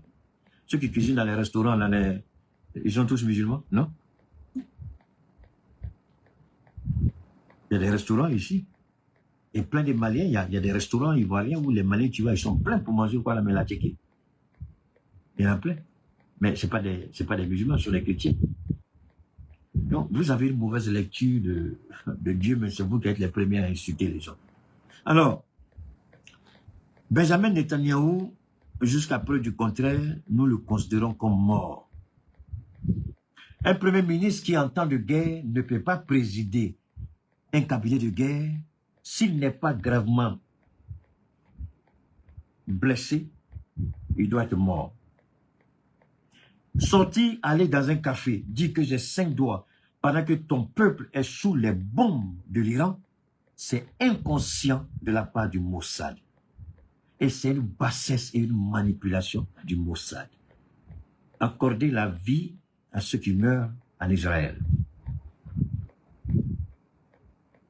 Je vous le dis, Israël ne sera jamais le même Israël après cette guerre. Israël a changé de visage. Israël n'est plus le même Israël. Quand vous regardez Tel Aviv, j'espère pouvoir vous montrer ça, Tel Aviv, vous ne reconnaissez même plus Tel Aviv. Permettez-moi, je vais voir ça. Je vais vous emmener ici, je vais vous faire écouter ça. Parce que pour moi, c'est... Ok, je vais vous emmener ici. Je vais vous faire voir quelque chose rapidement là. Permettez-moi une seconde. Ok. Allez, donnez-moi ça là-bas. Allez, vous allez voir ça, c'est... Je vais couper le volume, mais regardez un peu, ça c'est pas joli. Nous sommes à Tel Aviv. Il y a des images, quand vous regardez, ces images-là ne sont pas jolies. Et Tel Aviv, c'est la capitale, je crois. Merci beaucoup à toi et merci Paul. Vous voyez? Et c'est pas joli. Tel Aviv ressemble aujourd'hui, je peux dire que ce coin-là ressemble aujourd'hui, ça risque de me tromper, ça ressemble aujourd'hui à un cimetière. Israël a été détruit. Dire que c'est l'ensemble du territoire, ce serait une erreur. Mais je peux dire Jérusalem et Tel Aviv, surtout Tel Aviv, parce que c'est là-bas que se trouvent tous les ministères. Le quartier général du Mossad a été bombardé. Le quartier général du Mossad a été enseveli sous les bombes. Le ministère de la Défense a été enseveli sous les bombes. La primature, enfin moi j'appelle ça la primature, je vais parler du bureau de Benjamin, a été enseveli sous les bombes. Le Parlement, qu'ils appellent le Knesset, quelque chose comme ça, a été enseveli sous les bombes. Et quand vous regardez, même quand Trump parle, pourquoi les gens sont en train de démissionner au niveau du cabinet, au niveau de l'administration Trump? Parce qu'il y a une réalité que Trump n'est pas prêt à accepter. Trump a un problème. Trump était menteur, nous savons. Il y a un destroyer. Ils vont me dire encore que c'est intelligence artificielle. Donne-moi une seconde. Je pense qu'il y a tellement d'idiots ici, il ne faut même pas répondre. Il faut juste supprimer les bêtises qu'ils écrivent ici. Siloué, ça va? Ok, Siloué, tu es forgeron. Ok, d'accord. Merci beaucoup, Siloué. Alors, il y a un idiot là qui dit si le Premier ministre n'est pas mort, pourquoi il n'y a pas un nouveau Premier ministre? Idiot, et moi je connais comment ça. Il y a des gens, je ne sais pas, pourquoi tu dépenses cela là pour venir m'écouter? On est en guerre, et voilà l'idiot dit s'il est mort, pourquoi il n'y a pas un nouveau Premier ministre? Vraiment, c'est pas. Et ça là, son papa m'a dit j'ai mis mon enfant à l'école parce qu'il sait écrire. Depuis quand dans la guerre, tu as vu qu'on a dit quelque chose? Vraiment, tu fais pitié, quoi. Tu réponds même la tête, tu fais pitié. Alors, cette situation nous interpelle tous, d'une certaine manière. En Israël,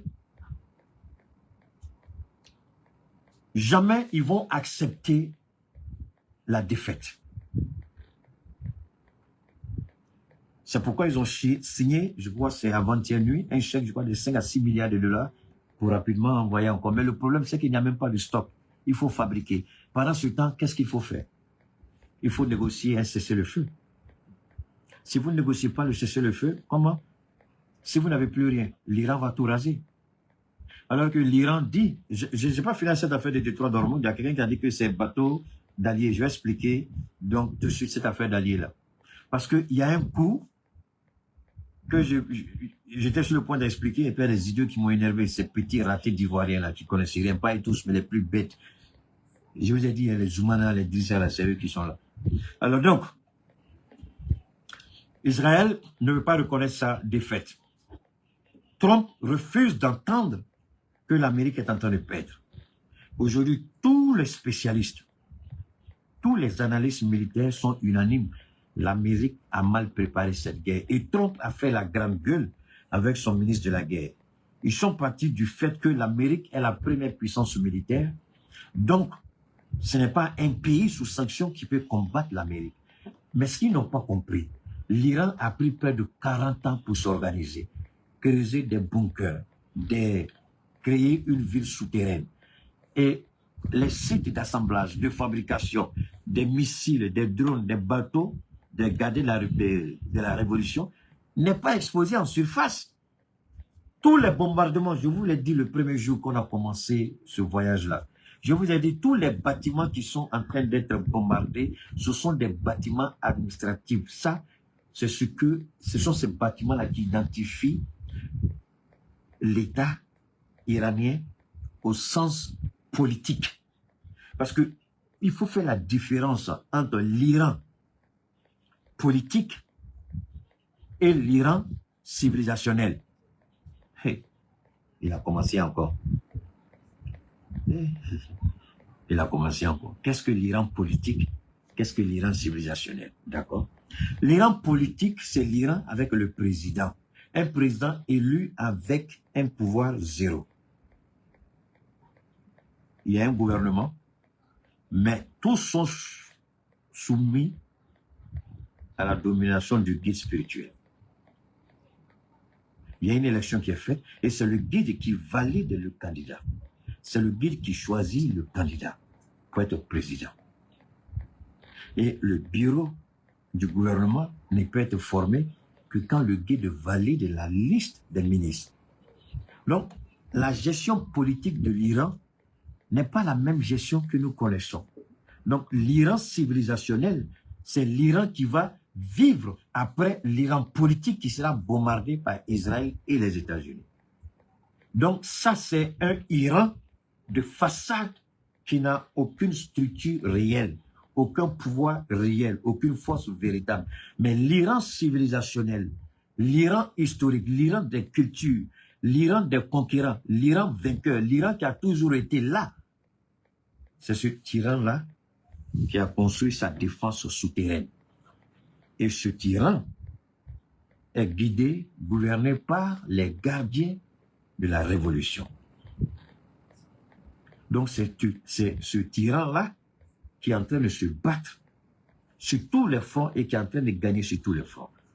Le jour que l'émir des Émirats Arabes Unis a dit « Nous allons riposter », les gens lui ont dit « Il ne faut plus répéter ça 2 fois.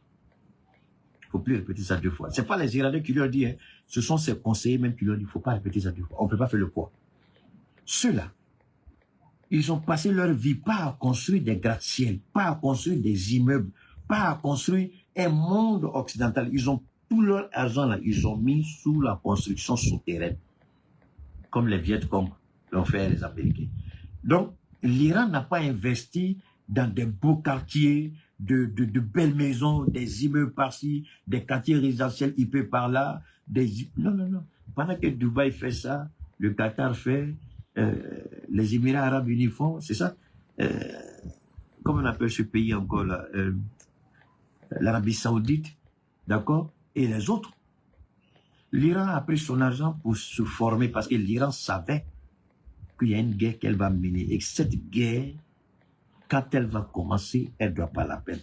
Peu importe le nombre d'années, peu importe le nombre d'Iraniens qui sera tué, ils vont faire cette guerre. Et c'est en cela que l'Iran s'est investi. Contrairement aux monarchies du Golfe, qui ont construit des immeubles, qui ont fait ceci. Donc, quand les gens bombardent, et puis l'idiot président, on a tout détruit en Iran, c'est vrai. C'est que l'Iran veut que tu crois, que tu as tout détruit. Mais justement, c'est ça qui les tue. Quand vous regardez Téhéran, c'est vraiment, Téhéran a été pilonné. Et vous dites, il n'y a rien qui reste. Mais s'il n'y a rien qui reste, l'Iran dit, le stock que nous sommes en train d'utiliser, on n'est même pas encore arrivé à la moitié, ce sont des stocks qu'on avait prévus pour la guerre des 12 jours.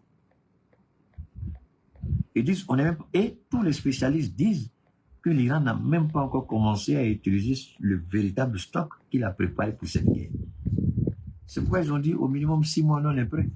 Ils disent au minimum 6 mois, même si vous voulez des années, parce qu'ils ont mis en place des unités de production souterraines pour soutenir l'effort de guerre. Donc quand les gens bombardent de surface, mais ils n'ont rien bombardé. Ce sont des bâtiments avec des noms, des titres, mais qui n'en valent pas la peine. Évidemment, il y a des pertes en vie humaine. On nous parle de 2000 morts. Parce qu'ils ne réfléchissent pas. Ils sont en train de bombarder à l'aveuglette. Si c'est ce que l'Iran voulait faire, il y a longtemps que les pays du Golfe, l'Iran va éraser fini. Mais l'Iran est en train de faire quoi? L'Iran est en train de cibler les bases militaires américaines et les ambassades américaines dans le Golfe. Et ils ont donné un délai. Et je crois qu'ils sont arrivés, le délai est arrivé à expiration.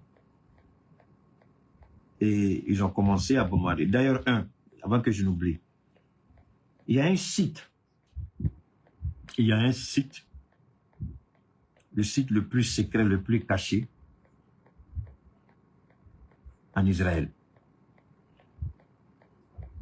Il y a deux sites stratégiques. Il y a un site où sont cachés les avions stratégiques. C'est un site hautement stratégique qui, même quand vous arrivez là-bas, sur Google, là, les satellites, là, vous ne trouvez pas. Justement, c'est ça qui est en train d'énerver un peu les Israéliens, parce qu'ils se disent qu'il y a des sites qui font, c'est-à-dire les immeubles ministériels, le quartier même, ils sont tous concentrés là-bas. En fait, donne-moi une seconde pour mieux expliquer. Le quartier politique, c'est comme ça que j'appelle, le quartier politique d'Israël, là où se trouvent les ministères, le quartier général du Mossad, le bureau du Premier ministre, l'Assemblée législative, là-bas chez eux, je ne sais pas comment ils appellent ça, mais le bureau du président n'est pas là-bas. Donc, c'est un quartier que j'étais étonné. Quand on m'a dit, j'ai dit, ça c'est vrai. Et puis je suis allé vérifier, c'est vrai.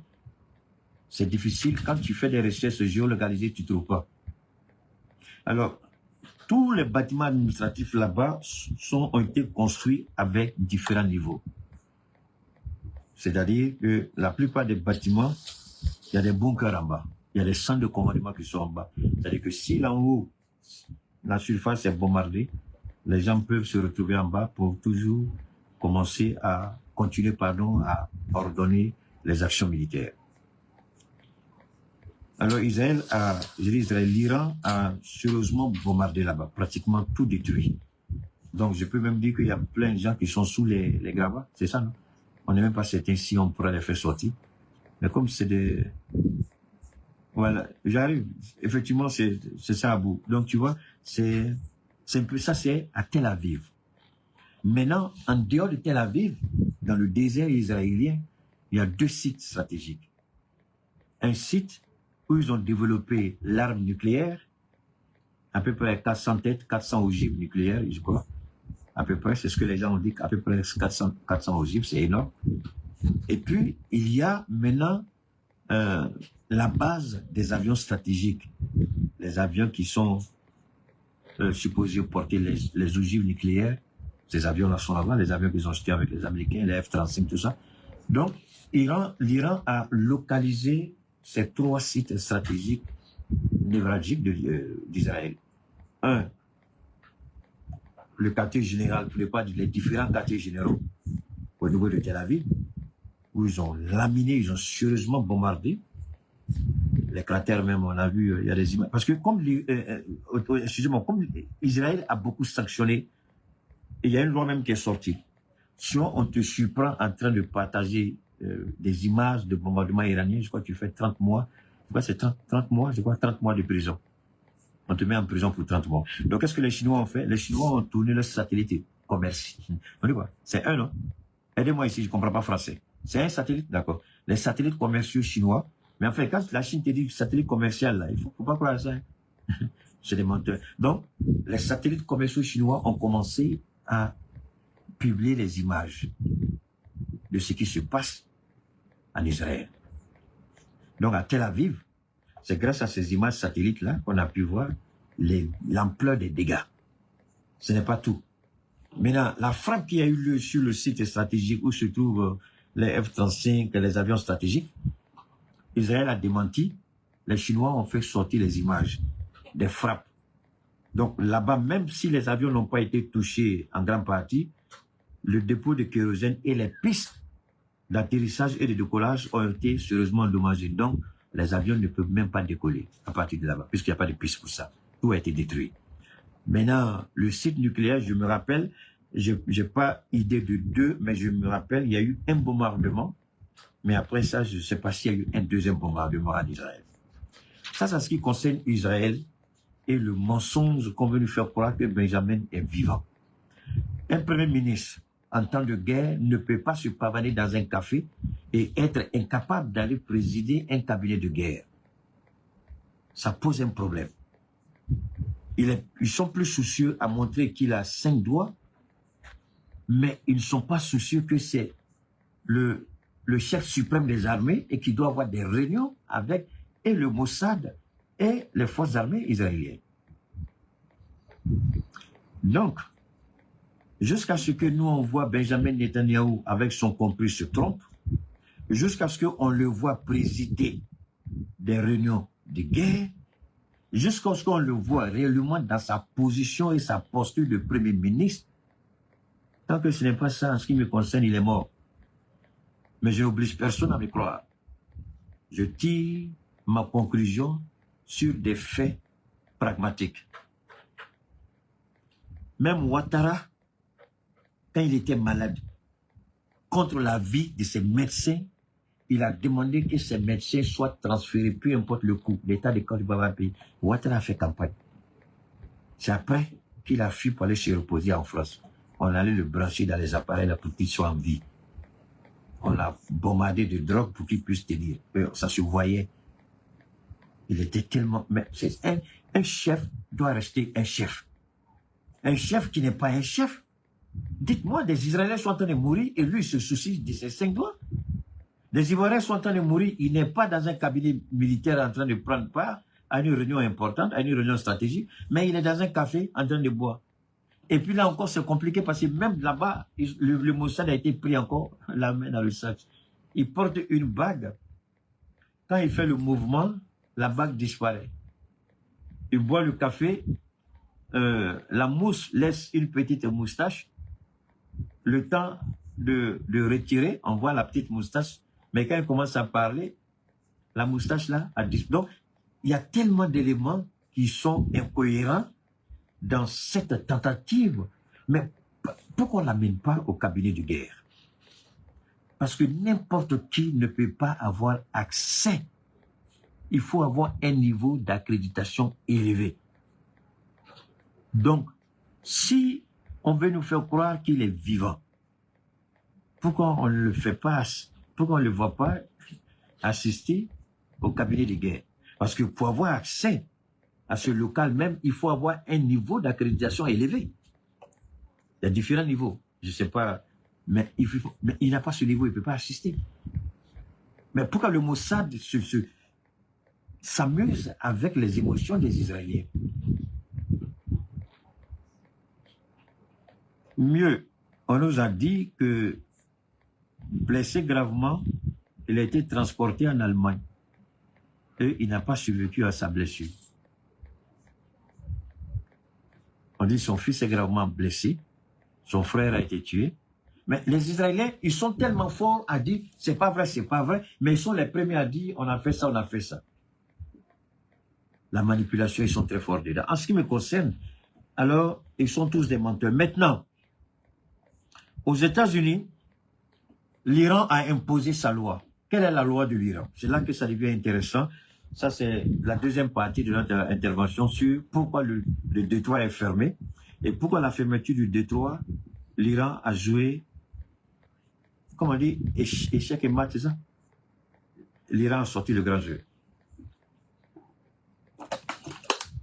Alors, l'Iran dit, d'abord, la France, j'ai entendu parler de ça, la France décide de négocier directement avec Téhéran, ce qui met Trump dans tous ses États. L'Inde a négocié avec Téhéran. La Chine a négocié avec Téhéran. Alors le Téhéran dit, nous, parce que, alors je m'arrête encore là, il y a tellement d'infos souvent que ça m'échappe. Vous vous rappelez quand j'ai dit que les Américains sont des menteurs et que quand c'était l'information que j'ai partagée avec vous par rapport au Mali là. Alors, regardez, Trump dit à la presse, devant le monde, que les Iraniens l'ont contacté, qu'ils veulent arrêter la guerre. Ils veulent arrêter la guerre, ils sont fatigués, il a commencé à mentir. Et qu'est-ce que... Il y a une chaîne de télévision qui n'aime pas sa tête. Donc, ils ont fait visioconférence avec le ministre des Affaires étrangères iranien. Il a dit que tout ce que le président américain a dit, tout est faux. Ils n'ont jamais contacté la Maison-Blanche. Ils ne sont pas intéressés à négocier avec Trump. Parce que chaque fois qu'ils sont en négociation avec Trump, Trump passe dans le dos des Iraniens et puis il fait des choses. La guerre des 12 jours et puis celle-là, donc ils ne veulent plus négocier avec Trump. Et même s'il doit y avoir une négociation, ce sera au terme de l'Iran. Et ça, c'est un camouflet. C'est une humiliation. Et quand Téhéran a fait ça, tout de suite, l'Union européenne, l'OTAN, ils ont dit quoi? Ils ont dit, hey, si on veut gaz, on a insulté Poutine.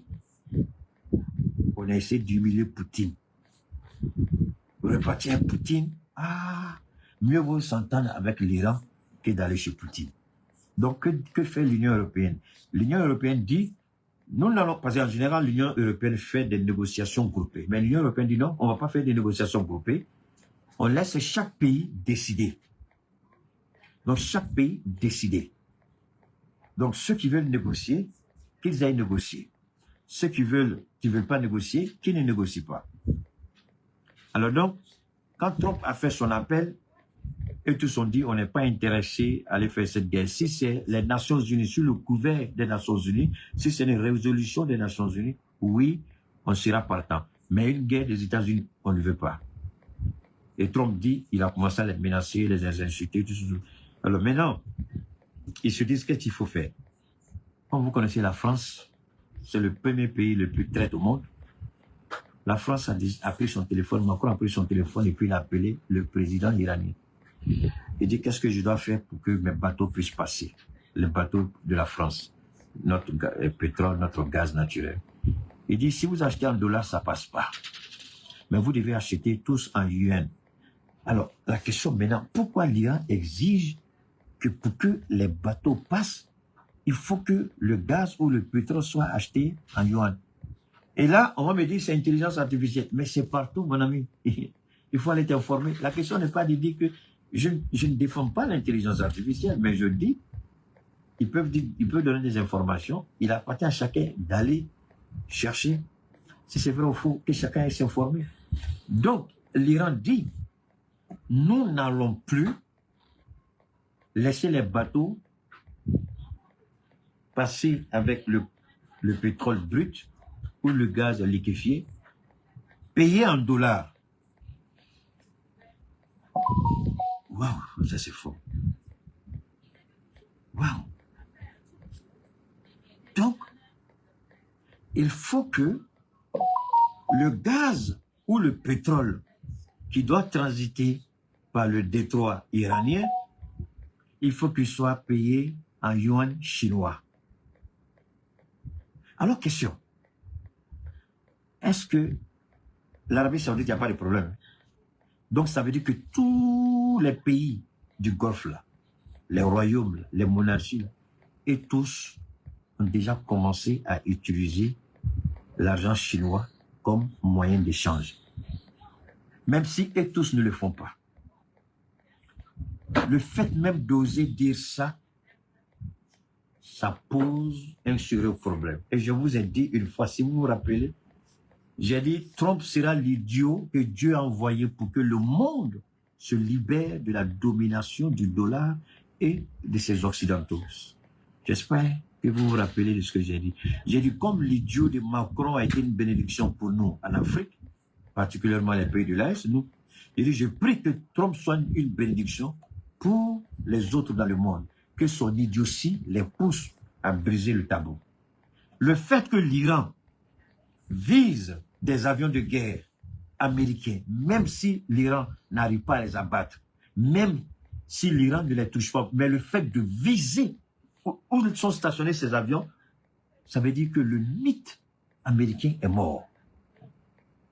Et tout le monde sait que l'Iran, ses missiles aujourd'hui, arrivent à atteindre n'importe quel objet sur la planète Terre, à moins que l'Iran ne veuille pas. Il y a un missile dansant. Le missile, quand il arrive au moment où il doit se séparer, il commence à danser. Et quand il commence à danser, il s'ouvre. Et puis, je crois que c'est 20, bon, je ne sais pas trop, mais les gens parlent de centaines de têtes qui sortent.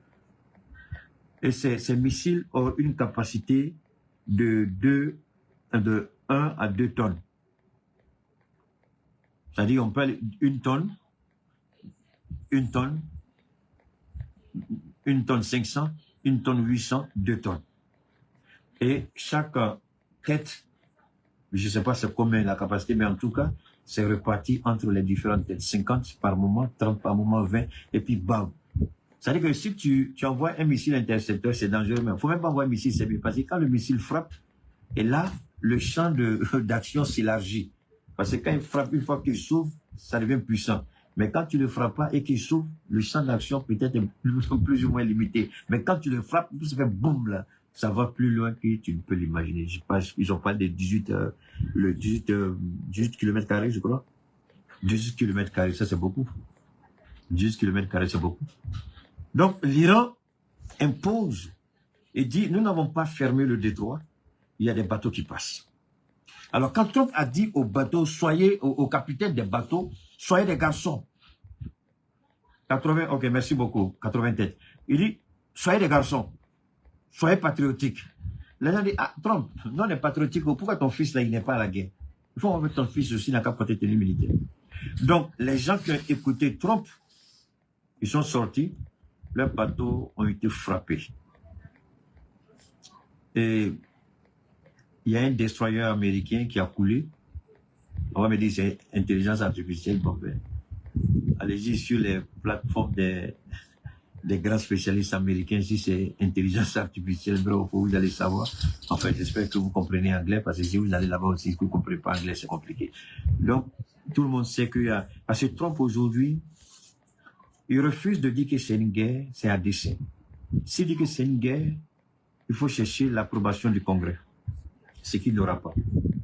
Donc, si ce n'est pas une guerre, il appelle ça une opération spéciale comme l'a fait Poutine. Bon, maintenant, au début, il avait demandé 50 milliards de dollars pour continuer la guerre. Maintenant, il est monté à 100 milliards. Il dit qu'il a besoin de 100 milliards. Bon, comme ce n'est pas une guerre, c'est une opération militaire d'après eux. Si c'est une opération, les avions abattus, les radars qui coûtent des milliards, tout ça seront classés secret défense. jusqu'à ce qu'on décide de les déclassifier pour savoir pourquoi. Vous voyez, la gestion de crise dans ces pays-là, quand vous regardez comment ils fonctionnent, pourquoi on fait le petit malin? Parce que toutes les informations sont, à part ce que nous on apprend ici, les vraies informations sont classées secret défense. Donc, même le Congrès peut demander, mais si le président, le Congrès peut voter la résolution, mais si le président met son veto, on ne va pas ouvrir. Donc, jusqu'à ce que son mandat finisse, ces documents-là vont rester classés secret défense. Donc, on ne saura pas, le peuple américain ne saura pas exactement combien d'avions de les 35, F-22, F-18, F-16, combien ont été abattus ou combien ont été détruits. Ils ne sauront jamais. Les radars de détection qui ont coûté des milliards, combien ont été détruits, ils ne sauront jamais. Les destroyers, combien ont été touchés, le porte-avions Abraham Lincoln, est-ce que ça a été touché? Est-ce que ça n'a pas été touché? Donc, vous voyez, ces gens qui veulent nous enseigner un peu ce que nous appelons la démocratie chez eux. Vous voyez, quand je vous dis très souvent que si on vous montre le véritable visage de la démocratie, je ne suis pas certain si vous allez reconnaître la démocratie. Mais ça, c'est la démocratie qui est là. On refuse d'appeler une guerre, parce que si on dit la guerre, il faut l'aval du Congrès. Et l'aval, il ne l'aura pas. Ça, c'est un. Deuxièmement, si on dit c'est une guerre, au fil du temps, il y a des informations qui doivent être déclassifiées pour que le Congrès soit briefé en temps réel. Parce que quand c'est une guerre, il y aura des sessions closes où il y a des informations déclassifiées qui seront données.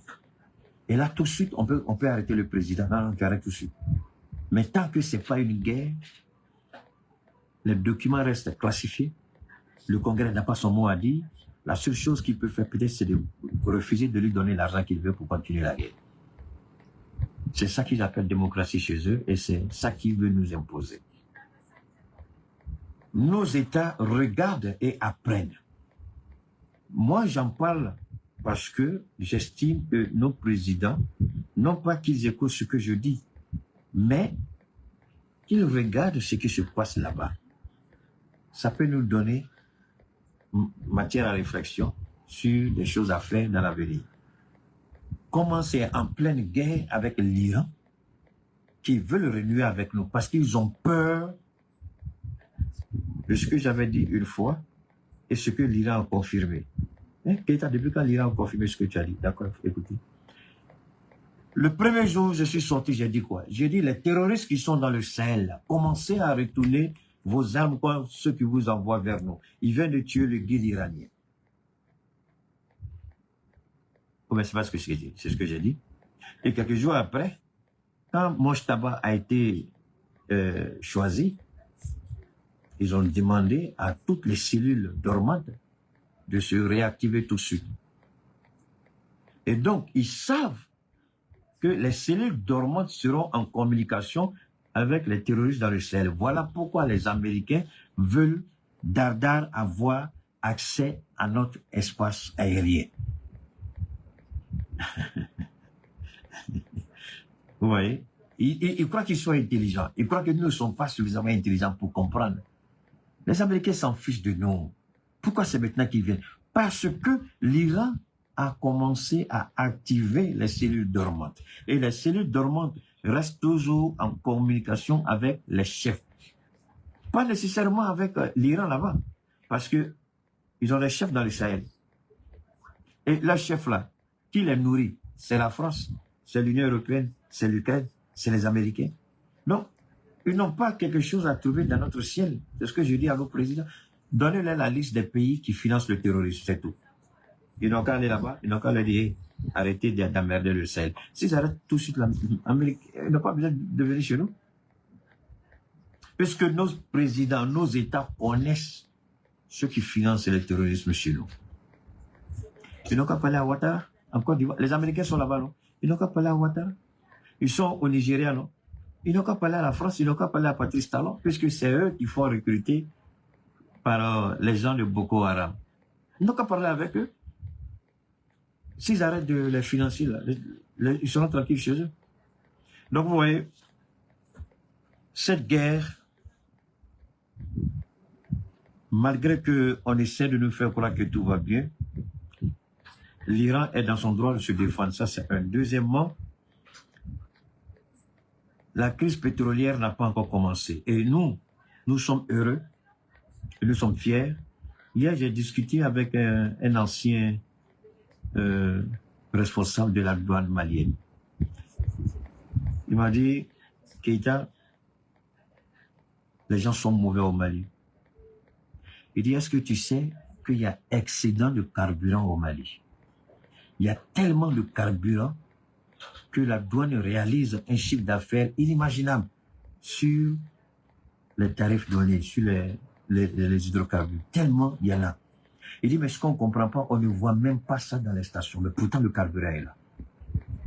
J'ai dit, oui, moi, j'ai vu une information sur 500 citernes. Il dit, 500, c'est petit. À titre d'exemple, il m'a montré même l'appel du directeur actuel de la douane. Il dit que je suis informé qu'il y a le carburant, mais les gens sont mauvais. Il dit, vous devez aider le pays, vous devez aider à donner la bonne information. Il dit, mais si je n'ai pas une information, comment je peux la donner? Je dis, si je n'ai pas la bonne information, comment je peux la donner? Moi, j'ai fait des propositions, j'ai dit, j'ai même appris, c'est même hier, là même que j'ai appris que Non, ça c'est avant-hier. On dit le directeur de l'ERTM, il l'a enlevé. Il dit, hé, on dit, mais qu'est-ce qu'on a enlevé l'ancien directeur de l'ERTM?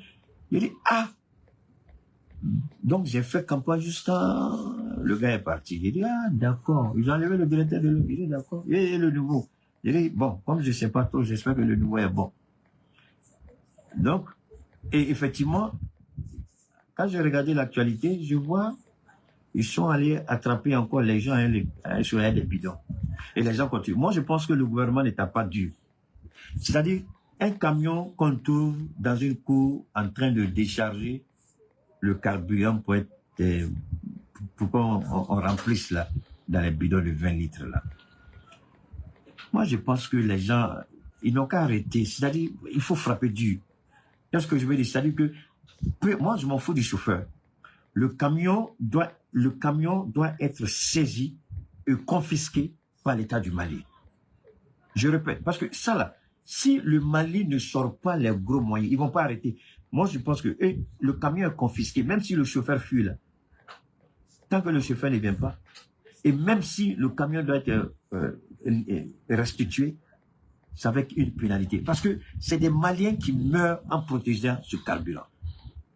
Et moi, je ne connais pas un chauffeur qui prendrait le risque de détourner un camion citerne s'il n'y a pas de connivence avec le propriétaire même du camion citerne. Il faut que le Mali tape dur.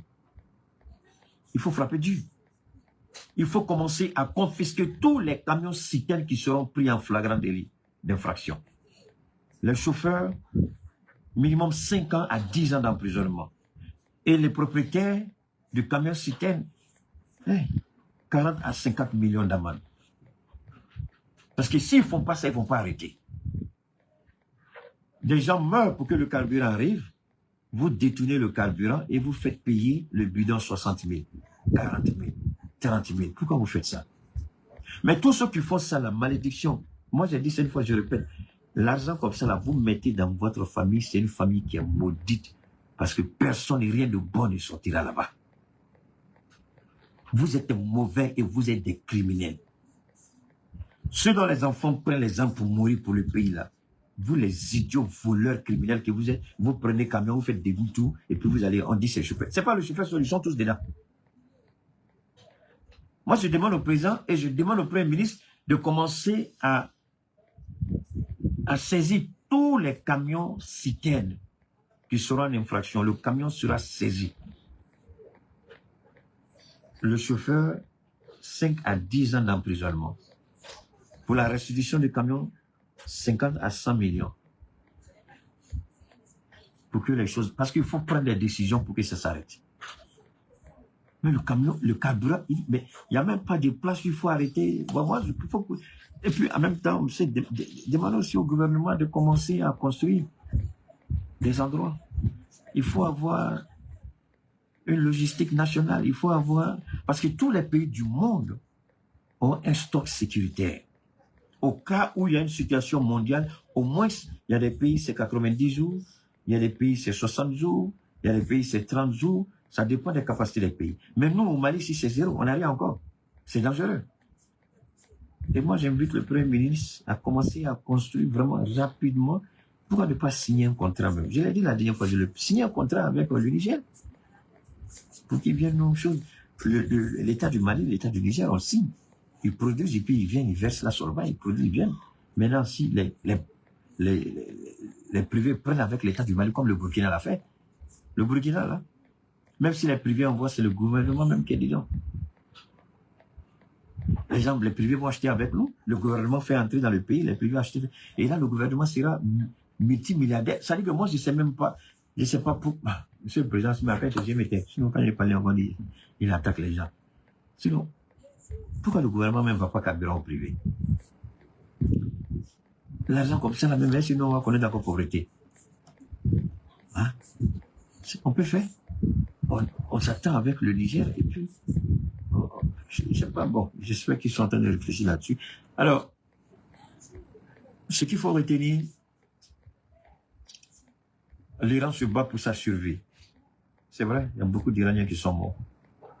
Mais ce que l'Iran a fait subir aux États-Unis, à part le Vietnam et le Japon, en termes de le Vietnam et le Japon, c'est en termes de coûts humains.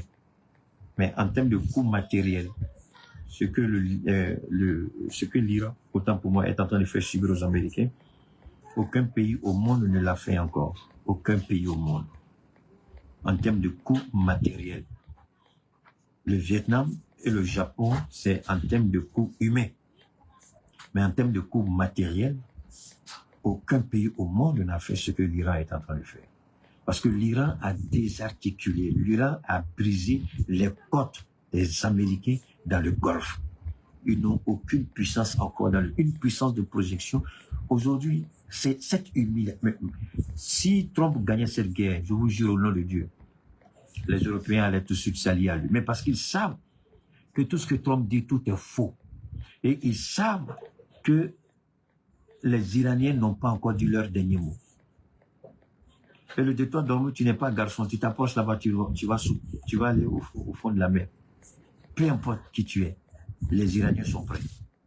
Mais ceux qui ont la main sur la gâchette, là, mais ils sont sous sol, 200-300 mètres, on ne sait même pas où ils sont. Tu peux faire quoi contre quelqu'un comme ça? Il fait sortir des bateaux kamikazes et puis il va faire couler ton truc là. Tu as fait comment? Des bateaux kamikazes bourrés d'explosifs. Il va percuter ton truc, c'est fini, tu vas te retrouver sous terre. Ils ont des mines. Donc, nous, personnellement, nous, on est fiers de ce que l'Iran fait. Et le prix à payer est lourd, c'est vrai. Des Iraniens meurent. Parce qu'il faut que Israël arrête une bonne fois pour toutes. Et aujourd'hui, tellement Israël est désarticulé, le Hezbollah est en train de chipoter Tel Aviv et Jérusalem comme ce n'est pas permis. Il y a des choses qu'on ne peut pas vous montrer, mais je vous invite à aller vous informer. Tout n'est pas intelligence artificielle. Il y a la vérité dans ce que l'intelligence artificielle dit. Je ne dis pas que tout ce qu'ils disent est vrai, mais je dis qu'il y a la vérité dedans. Et c'est cette vérité-là que chacun doit chercher à savoir. Donc, une fois de plus, merci infiniment.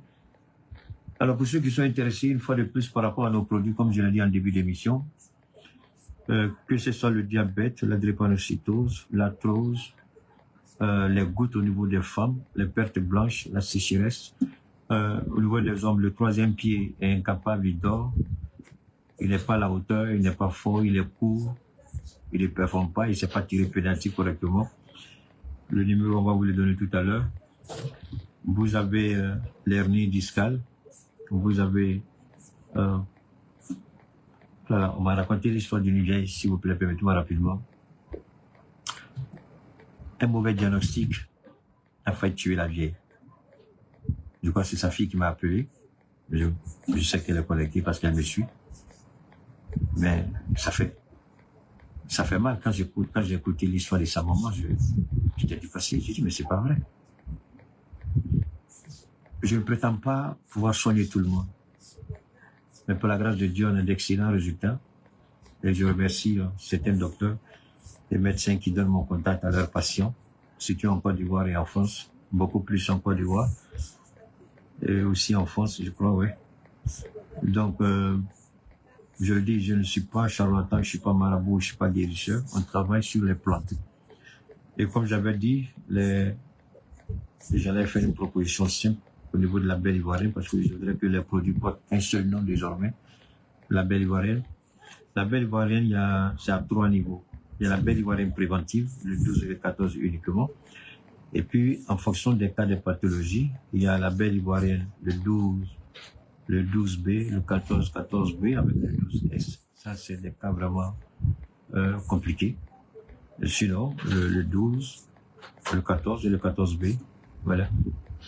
Évidemment, en fonction des pathologies, des infections, il y a des produits complémentaires qu'on pourra ajouter sur les combinaisons, c'est-à-dire le traitement complet de la belle ivoirienne. Donc, nous ne fermons pas les portes. Comme je dis à tout le monde, les prix que je propose, ce sont les prix qui reflètent à peu près la valeur de mes produits. Et maintenant, en tant qu'Africain, en tant qu'être humain, on peut avoir des moments de frottement, des moments de petites difficultés financières. Je ne ferme aucune porte. Seulement, comme bien avant pour dire, on l'a vu. Mais au regard de la situation, voilà ce que je peux. Voilà, si tu peux, il faut toujours proposer. Mais je ne voudrais pas que mes prix, vous les regardez de tout de suite. Comme il y a un jeune homme aussi qui a fait, je lui ai dit, mais tu as mal fait. On ne fait pas ça. Moi, tu viens à moi parce que là, ce que vous dites, vous gâtez le nom de Keïta. Je n'ai jamais fermé une porte. Vous venez à moi, on discute. Si c'est acceptable, c'est acceptable. Si c'est pas acceptable, je dis, il faut revoir un peu. Hein? Et puis, je sais le faire en sorte. Mais il y a des gens qui disent Keïta, au regard de ce que tu fais pour l'Afrique, et puis, nous, c'est bon, ça nous convient. Et puis, les gens, on va avec. Donc, je ne ferme pas la porte. Ne vous empêchez pas. Si vous avez des situations, ayez le courage de le poser, et puis on verra dans quelle mesure on peut travailler ensemble. D'accord? Parce qu'on est tous passés par des moments difficiles. Hein. Dieu dit toujours, rappelez-vous que vous aussi, vous étiez comme ça avant. Donc ne soyez pas très dur avec les gens. Donc s'il y a la possibilité d'aider, il n'y a pas de souci. Donc c'est le 223, c'est le 72, 77, 47, 88, 223, 72, 77, 47, 88, une dernière fois, 223, 72, 77, 47, 88.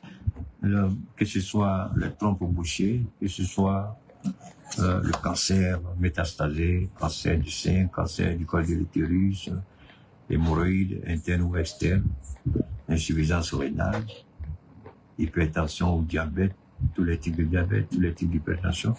Hein, vous prenez le numéro et puis vous nous dites exactement ce dont il est question, d'accord? C'est un numéro WhatsApp, donc vous m'envoyez juste l'information, d'accord? C'est le 223 72 77 47 88. On garde le contact. Merci infiniment à toutes et à tous.